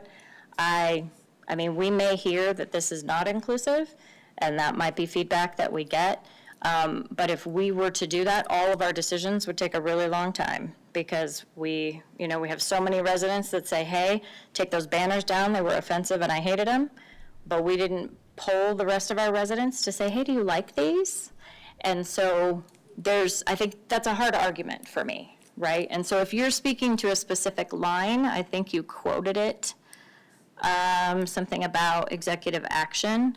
While my intent is not to wordsmith this, can you point to a line that is most concerning to you? It's the first line of the second paragraph. I think there needs to be language in there that is truly exclusive, saying that there are residents who do support the recent executive actions. That's leaving space for others, too. Because right now, this feels very one-sided. Interesting, okay. Well, maybe there's a proposal to take that sentence out. I don't know, it could be left in there because that leaves space for the people who do not like the executive orders. But I think it needs to be, if you're going to leave it, you need to acknowledge the people who do support the executive orders. Interesting, okay. Thank you for your input. Councilmember Burns? Thank you, Madam Mayor. I hear Councilmember Walker's points about wanting this to feel very inclusive. However, I would love to ask him what executive orders are for every American that maybe people would be okay with. Every resident, I should say, of Northglenn. I'm not here to have a political debate with you. I'm looking to be truly inclusive in this statement that this city is standing behind. Thank you. Correct. And I would respond with that I feel that the executive orders coming that are being directly impacted and seeing here in our city are not inclusive. So that would be my counter argument. I mean, I'm happy to change that language if we so see fit. I also would just like to bring up the tolerance paradox as well. If we are tolerant of everything, then we fall short of moving forward. Thank you. Councilmember Goff? Thank you. So I just would like to reread that paragraph for people who don't have this in front of them. This is the second paragraph. We have heard from many residents who are deeply concerned about recent executive actions and the potential impact they may have on democratic principles and the balance of power. These concerns reflect a shared belief that decisions with significant consequences should be made through open debate and legislative processes that allow for transparency, accountability, and the voices of the people to be heard. So, I mean, to me, we're acknowledging that we have residents who are concerned, and I would say many residents, but if you want to say half, we'll say half. But the shared belief is that is the transparency and the process rather than any particular action, I would say. And then further down, it does say we will continue to advocate for policies that reflect the needs and priorities of our residents while ensuring that local governance remains accountable to the people. I mean, I don't see that there's anything that needs to be changed because I think it sounds pretty even-handed to me, but that's my opinion. Thank you. Councilmember Roper? Thank you, Madam Mayor. Could we add in something in that paragraph that states, while we have residents on both sides of the issue, we have heard from many residents who are deeply concerned, and that would be acknowledging that we have residents who are on both sides, because then, as Councilmember Goff said, then it does kind of lay it out in the latter part of the paragraph. Well, I think the interesting part about this, and it was not intended to be vague, but it was intended to be general, which, if that makes any sense. And so, like, when you say on both sides of the issue, like, we're not speaking to one specific decision or one specific political issue. We're speaking to the fact that, well, let me just start, right? It says, at the heart of our city is a commitment to fostering a diverse, inclusive, and welcoming community. This is not about division or political affiliations. It is about upholding the dignity and worth of every individual. The strength of Northglenn comes from its people, whose varied backgrounds, experiences, and perspectives make our community vibrant and resilient. Second paragraph, we have heard from many residents, right? So I think it's not about any one political decision. It's about how our residents are feeling right now and giving them some safety and security through our language and our messaging. So I want to make sure that every council member gets to weigh in. I don't want to pressure you to say things if you're not ready, but if we could have everyone weigh in before we circle back, I think that would be appropriate. Councilmember Jaramillo? Thank you, Mayor. I just want to reiterate that, as I said before, Northglenn is an inclusive community, and the city of Northglenn is no place for hate, and I stand by that. And I feel that the LGBTQ plus community as people of all races, all walks of life. It's not, that's what makes it inclusive, is it could be, anyone. So that's how I feel that we're being inclusive, we're sticking to our commitment to fostering diverse and a welcoming community. I mean, it states it there, and I feel that's something we can stand by and feel confident with. Thank you. Councilmember Nowicki? Thank you, Madam Mayor. Well, I appreciate this statement because I do think it aligns with my values. You know, and again, one of the things I'd heard from my civics class is, you know, as much as we don't want things to be political, everything is political at some level. I don't know how, because we have a member of this dais who maybe feels excluded. And how do we account for that? You know, does that mirror what's happening in our community as well? I don't know. I don't have answers for that. But in making a statement like this, are we potentially excluding someone? You know, that you talked about what was it, the paradox, the inclusion paradox? I had never heard that, so tolerance paradox. Again, this aligns with my values. I feel happy supporting it. You know, but I know there may be people out there who view it differently and don't quite see this that way. Councilmember Kondo. Thank you, Madam Mayor. Actually, my question is probably for our city attorney, but first, Madam Mayor, is your intent, are you looking for support from us to do this as a resolution, a presser?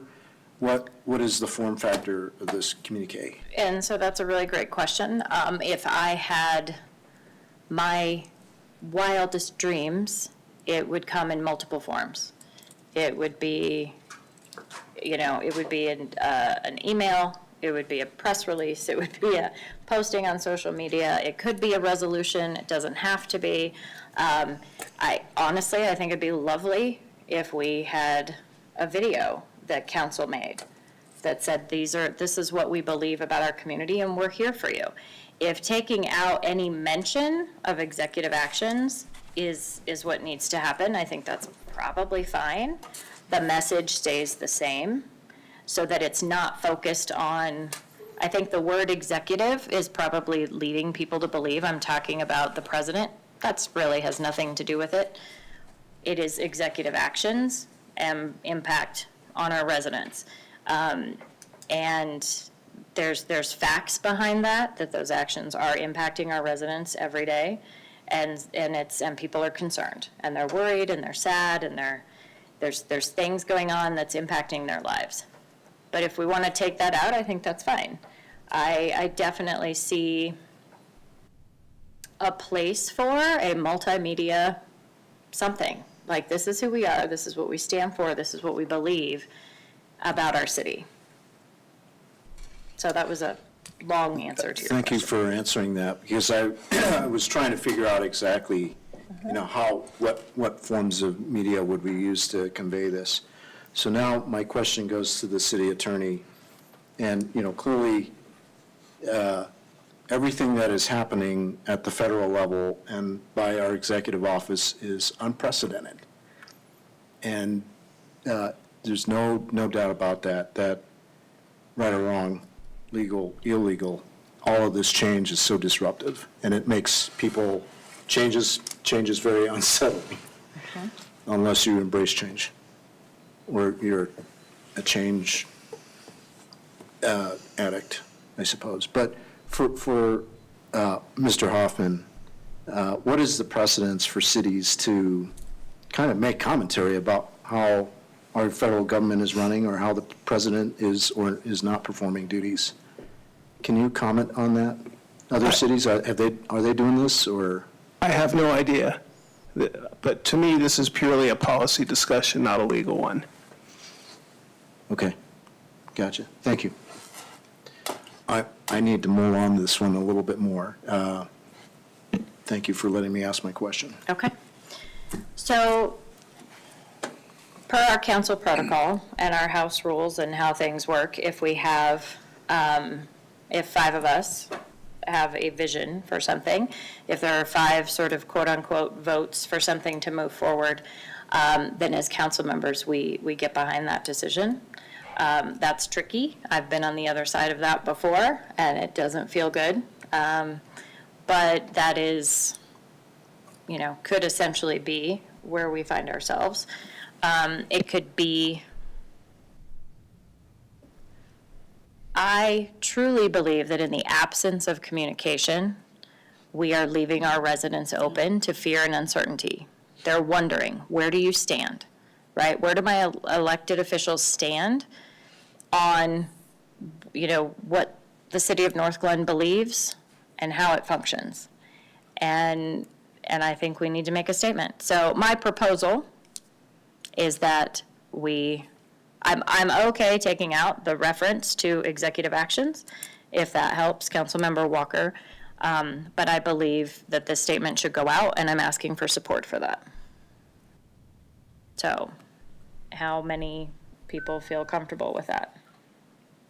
I think that's a good. Sorry, you didn't get to speak, did you? Okay. I did not. Sorry, sometimes, would you like to say something? Thank you, Madam Mayor. I don't have a lot to add. I do believe that if we can't stand by our values, what are we standing by? So I think that what you just said, Madam Mayor, is a good compromise, maybe taking out the executive action piece. But I do think you are correct. People are wondering. And I don't think there's anything, that is wrong with us saying, hey, these are our values. We support our community, and we will continue to do so throughout whatever is happening. So that's where I stand. But I do believe that that's a good compromise. And as Councilmember Roper and Nowicki and Walker brought up, and just acknowledging that might be, or taking that out is probably the better way to put it. Yeah, I think it's good. Okay. Just for, I don't know, people who didn't open the packet, the final paragraph says, "Our differences are not a weakness, they are what makes us stronger. As challenges arise, we remain committed to transparency and open communication. Above all, we will always stand with and for all the people of Northglenn, working to protect and uphold the principles that make our community thrive," which I think also represents this conversation. So I believe we have direction from enough of us to move forward with this statement. As far as formats and how it goes out, I'm assuming social media channels, possibly the connection. Does anybody have any other ideas? Megan. I think social media is correct. I think the connection is great. We don't have like an email necessarily, but I do think the way we can just reach the most people is the best, as we are the closest form of government to the people. I think like this shows really strong leadership, and people are looking for leadership right now. And so if it can go on the website, maybe for a short amount of time, or a splash page somewhere, or maybe like specifically like if it's on social media, they can drive to a link to the website might be better for some people, just thinking of accessibility. But yeah, that's it. Councilmember Goff. Thank you. So I guess a suggestion I might make is maybe at some of our events or performances, if there's some way to have it either be posted or included in, I don't know, like some kind of a handout, if there's room or space that we could make, it doesn't have to be the whole statement, but something like that, just to get it in people's hands. Any questions?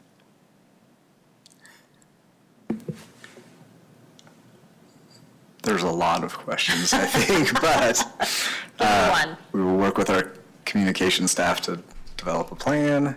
Okay. Is the direction to remove the language regarding the executive orders, and we'll need to navigate the new wording there, but we'll work on that. Okay. I think we got good direction there. Thank you. Thank you. All right, next up, Northglenn Police Department approach to building a safe city for all residents. Commander Lauk is here to present to council. Welcome.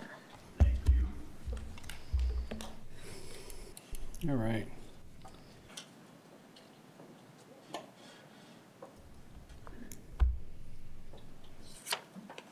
Mayor, Council, good evening. Hi. I'm going to start this off. All right, so we're just going to talk about, our approach to building a safe community for our residents. But I'm going to touch upon some of the things that are really important and how we kind of start off, right? So the first thing is kind of like our 4 C's. These are kind of like our cornerstones, our pillars of our department. That's character, courage, commitment, competence. Character, we try to do this when we find, we look for strong integrity, that truthfulness.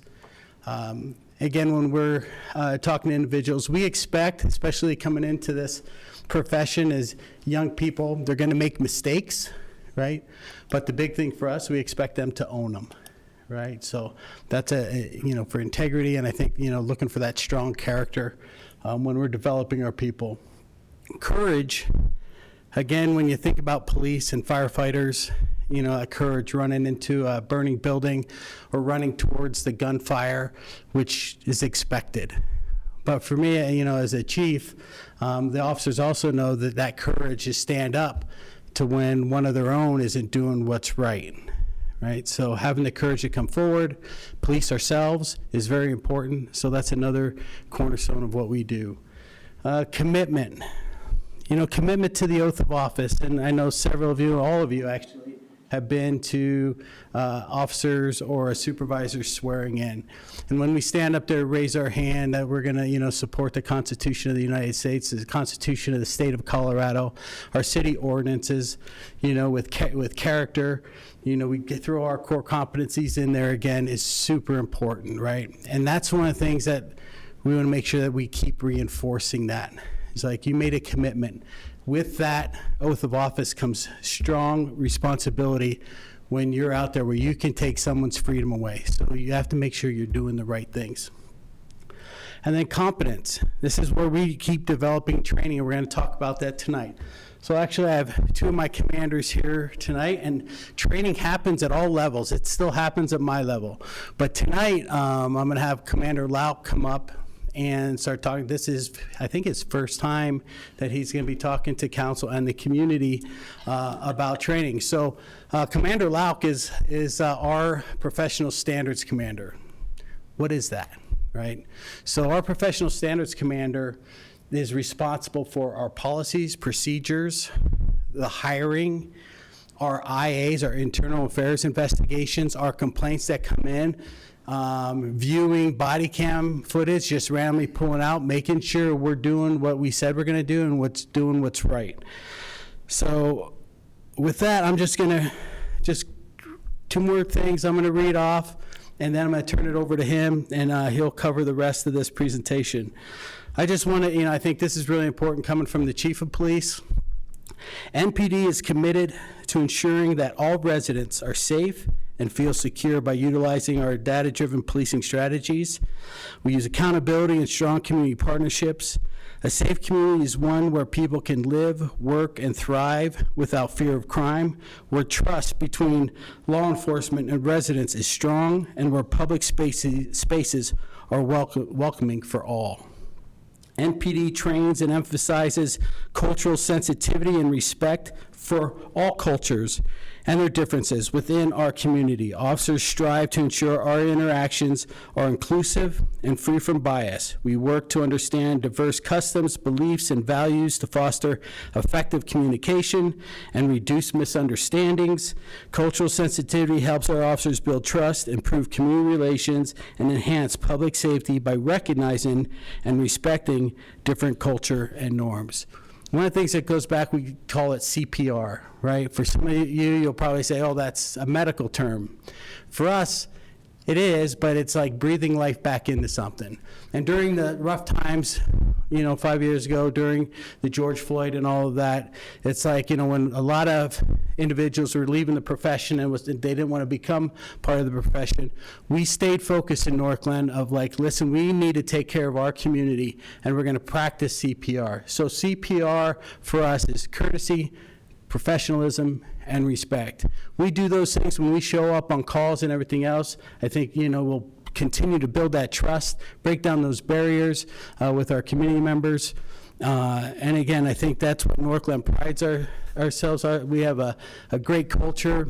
We're going to talk about some other things, how I would love to see how people get involved. And you don't have to even like the police. So if people are watching and they're like, you don't even have to like, but I'm going to, introduce you to some stuff. And Justin, I'm taking a little bit of your thunder. Our Citizens Academy, right? Not only that we get people from our community coming in and sitting in those chairs, learning about us, but the big thing is that we also learn about them. The more you know about the police officer or the residents you serve, the better police service that you'll provide your community. So I'm throwing it out to you guys, and I don't know if anybody has gone through the Citizens Academy. Shannon, have you?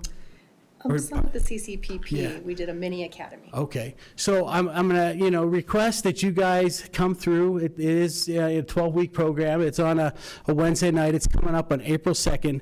But not only, you guys do ride-alongs and stuff, so you know the police department, but what you'll do is you'll get to meet a lot of community members from all walks of life attending that group, and so you get to see your community too. And get us, and then you get to hear some of my experiences and hear some of my bad jokes. But with that, I want to turn it over to Commander Lau. Thank you so much. Thank you. Thank you for that warm introduction. The presentation is scheduled to be about an hour and a half, so get comfortable. Just kidding, I'm just kidding. But do please forgive me preemptively for reading from my notes. It's way past my bedtime, and my ad-libbing is probably not so great right now. There we go. All right, anti-bias training. We wanted to hit this first. Chief actually discussed a couple of the topics that are on here. This is what's kind of a condensed version of our anti-bias training in the police department. So our department participates in a 2-hour course every year for every officer on anti-bias training. We also get this training in the academy and then in our in-house academy again. So a couple of things that I want to point out on this. One of the biggest ones is procedural justice. This is a collaboration with the court system that we have. Procedural justice in its basic form is the idea that fair processes and respectful treatment lead to better outcomes. The fair process being the court process typically, but I think we can all agree on that. De-escalation techniques, I don't believe Chief touched on that either. So this is something that's taught from the beginning in the academy. We follow through with a lot of training on de-escalation as officers go throughout their career. Even our 20 to 30 year officers get training in de-escalation. But I believe Chief touched on the majority of those other things on there. And by all means, if I am moving too fast or if you have any questions, something that I may not cover, this is a condensed version of the memorandum that you were all given. So if there's something that you want covered or have questions about anything, just please stop me. So what is a safe community? I think the general understanding of safe community is a low or lower crime rate. And I would agree with that, but there's a lot that goes into that.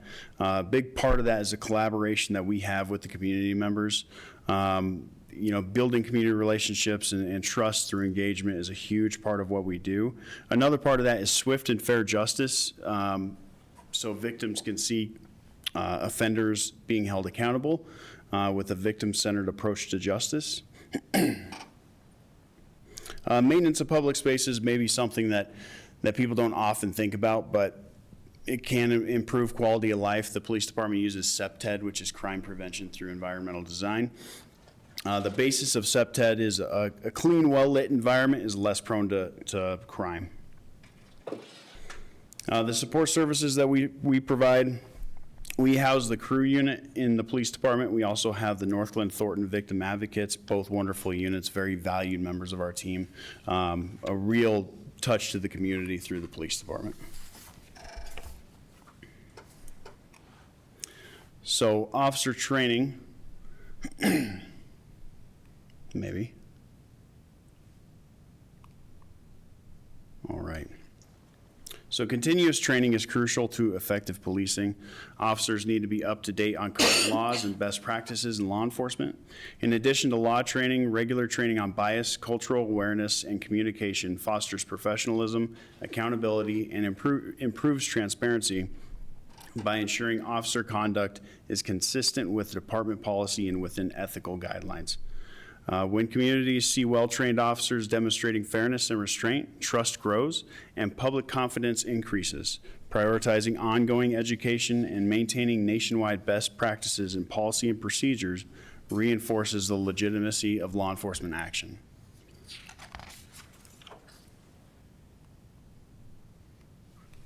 This button doesn't like me. All right, so we're going to dive a little bit further into officer training. Like I said, your memorandum covers this pretty extensively. I'll just highlight a few of the things in the memorandum. So an officer's first step to becoming a police officer in the state of Colorado is going through a police academy. This covers about 556 hours of training. And just to highlight some of those training classes in the academy, law enforcement ethics, anti-bias policing, human rights and victims' rights, bias-motivated crimes, interactions with special populations, interactions with people in mental health crisis, community interaction, and verbal communication. Obviously a non-exclusive list of the trainings that they go through in the academy, but it does touch on our communication strategies that we use on the street. Following the academy, an officer attends a 7-week in-house academy with instructors from the police department, where they're introduced to more of previous training, so they get more of what they had in the academy. Our in-house academy kind of hones them into the Northglenn way of doing things. If you go to different jurisdictions, you'll see different sets of policies and procedures and training methods. So that's really when we make them Northglenn police officers. After successful completion of that, they move on to the FTO program. So FTO program is a 16-week course where they ride with a fellow officer, typically a senior or tenured officer. These officers they're riding with are certified to train other police officers. It's a very rigorous course, and they are constantly evaluated their entire time through the field training program. And just like the previously two mentioned, so police academy, in-house academy, and field training, if somebody does not successfully complete one of those, they do not become Northglenn police officers. This also, another thing that's being evaluated on them is, are they in line with our vision, mission, and values? Do they display what we teach them? They display good character, good commitment, courage, competence, everything that we want and is included in our expectations of our officers? That's all part of the evaluation as well. And if they do not carry on through with those values, they do not become Northglenn police officers.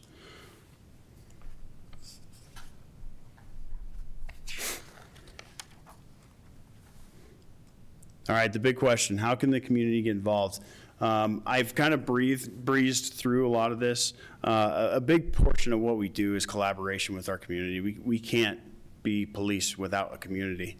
A lot of times it's fun to see the involvement on the criminal side, where people want to take a handle of their communities and want to have a part in fighting the crime in their community, so they reach out to us. And a lot of times that will lead us to a good conclusion on a case, right? So it's something that we can't do alone. So a couple ways that people can get involved. A big one is the Citizens Police Academy, as Chief mentioned. If you haven't done it, please do. I invite you out personally. My crew, the Community Relations Unit, they put on a really good academy. I've never heard anybody walk away from that academy sad or upset that they did it. And it's a learning part on both sides. And I think something to point out is it's not just us instructing or us telling people what the police do. It really is an interactive academy. So, I learn something every academy that I instruct in or help instruct in from the community members themselves. So it really is an interactive process. It's not just being talked at the whole time. The ride-along program, the mayor has mentioned it several times tonight. Great program. We have slowed it down because we have 2 people in almost every single car because we're training so many police officers, which is phenomenal. We're very happy for that problem to have right now. Yeah. When that starts slowing down, we're hoping to ramp that back up and allow citizens and other members to do the ride-along program. You guys are always welcome. Please, if you haven't done it, it is a great experience. I still, to this day, remember my first ride along with Officer Lund at the Northglenn Police Department. It was a great experience. But it does get you in touch with the officers. opens up, you know, a little snapshot on what do police do on a normal daily basis. So I invite people to come out to the ride-along program. Neighborhood Watch, that is a program that helps by adding eyes and ears in the community. It allows citizens to take part in having control in their community by working with law enforcement on their concerns. Volunteer programs, so CPAN is one of our biggest volunteer programs. That's our Citizens Police Alumni Association of Northglenn, right? Citizens Police Academy Alumni Association of Northglenn. Sorry, too many A's. There's too a many lot of A's, yep. Yeah, so if you successfully graduate the Citizens Police Academy, you have the opportunity to join CPAN, which is a volunteer organization within the department. It's a great way to stay in touch and a great way to continue involvement with the department after the academy. Community engagement opportunities are always available for members to interact with officers, the chief, deputy chief. You know, they're very open to communication and engagement. A couple of these are like Coffee with the Chief or National Night Out, both great opportunities to interact with officers and engage in the community engagement. We're very active on social media. James Burleson is our PIO. He posts a lot, which is good, right? So people can interact and engage on our social media as well. If they send something through our social media, James Burleson will make sure that it funnels its way to the proper person. Let's see. And just in closing, the community is a very valued part of our team. Whether it's reporting crimes or coming to us with questions, we value that. And I encourage people who do not understand something that the police are doing to please come forward and talk to us. You know, and we do the same thing, you know, understanding between two groups and productive dialogue between two groups is a lot more productive than stonewalling and not trying to understand, right? So we're a very open group of people. Our officers are outstanding from my perspective, and I'm happy to hear that other perspectives are the same as well.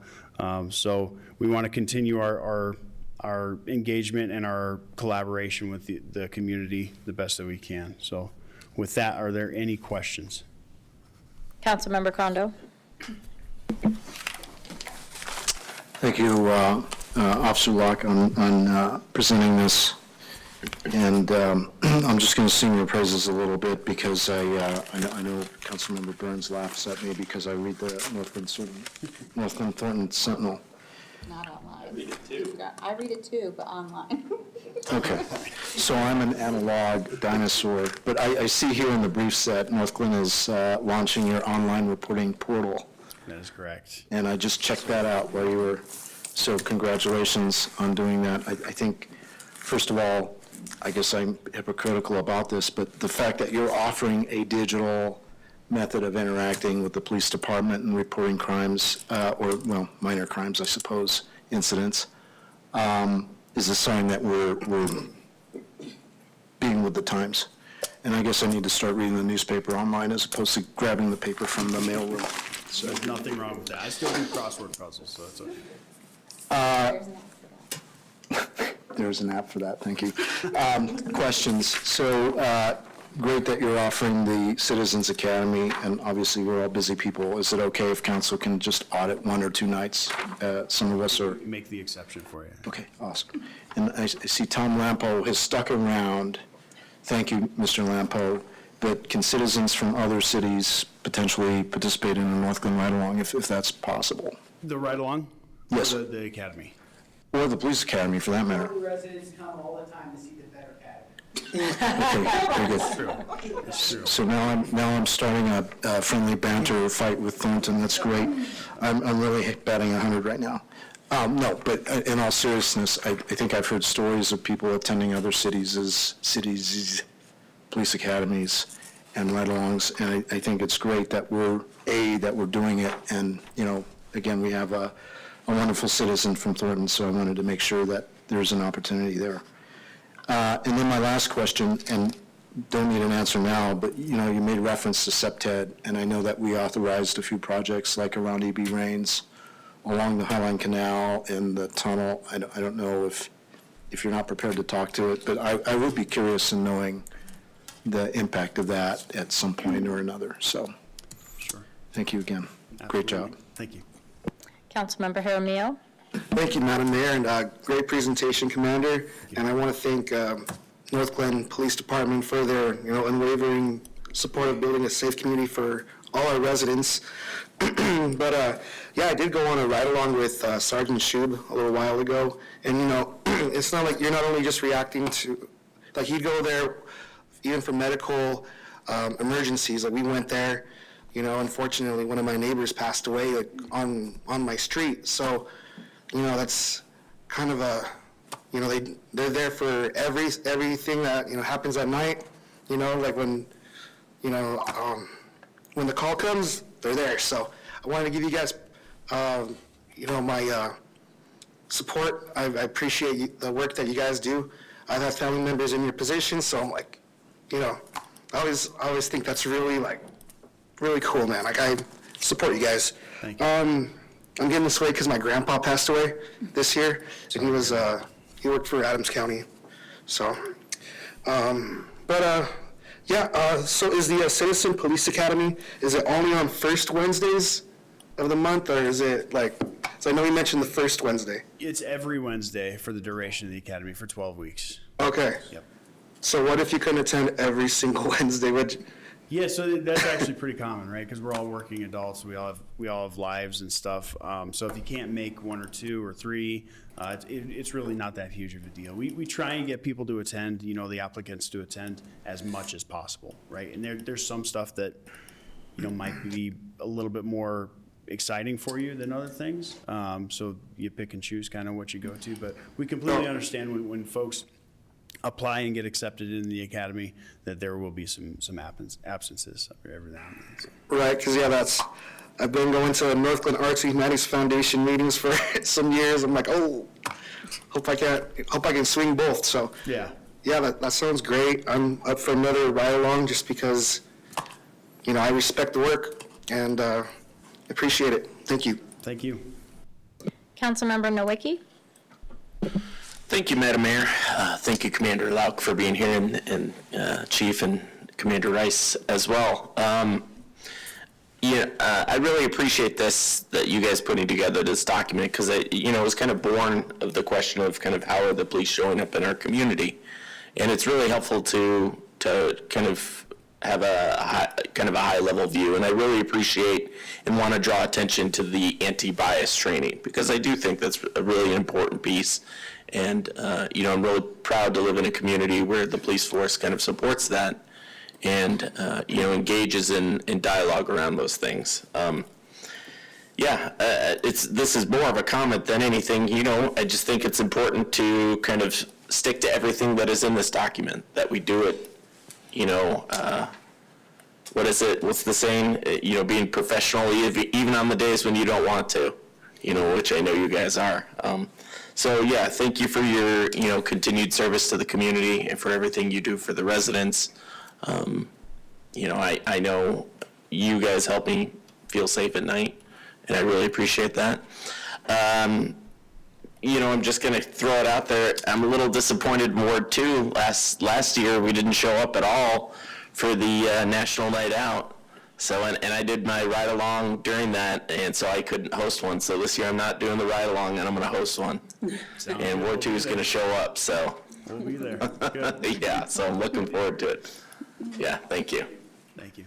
Councilmember Burns. Thank you, Madam Mayor. I just wanted to say thank y'all so much for putting this together. This is so good. I'm obsessed with this deck.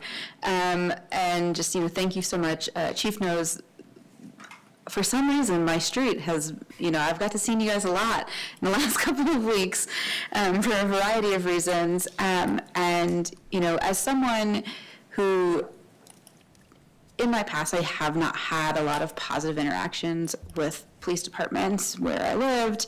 One of the main reasons I wanted to join council was because of Chief May and how this police department conducts itself and works with the community. It's also really why I wanted to be the liaison to CCPP. But I really appreciate all of this, and, you know, I would love to see this on social media maybe, just like, you know, put this out there. I really think this should be everywhere as well. Really great work. Thank you for all that you do, and really appreciate all of this. Thank you. Thank you. Councilmember Goff? Thank you, Mayor. Yeah, thanks again. I mean, everybody said it. I think, I hope, especially after a presentation like this, that our residents will really appreciate what a wonderful police department we have here in Northglenn. And the de-escalation programs and all that are so wonderful. I mean, the terrible stories you see on the news where someone gets, you know, killed or whatever is usually the result of escalating, the problem escalating. Depending, you know, whoever's fault it is. So I just really appreciate the fact that that's a priority, and that, and I know everyone I've seen in the police department works really hard on that kind of de-escalation and doing what's best and keeping our community safe. So thank you again. Thank you. Councilmember Roper? Thank you, Madam Mayor. Thank you for this presentation. It really makes us feel good that this is happening in our community. And I know many of my councilmates have also talked about ride-alongs, but it was so impactful for me to go on a ride-along and see firsthand the work that our police department does, really how they live out their core values in their everyday interactions with our community. So thank you, guys. Thank you. Mayor Pro Tem? Thank you, Madam Mayor. I don't have a lot to say except thank you. Thank you for everything. I've always been so proud to represent Northglenn and to say how proud I am of our police department as well. Councilmember Walker and I both started on the CCPB board. We were the first group, so to speak, so we both went through the mini academy together. Actually, I was just remembering that.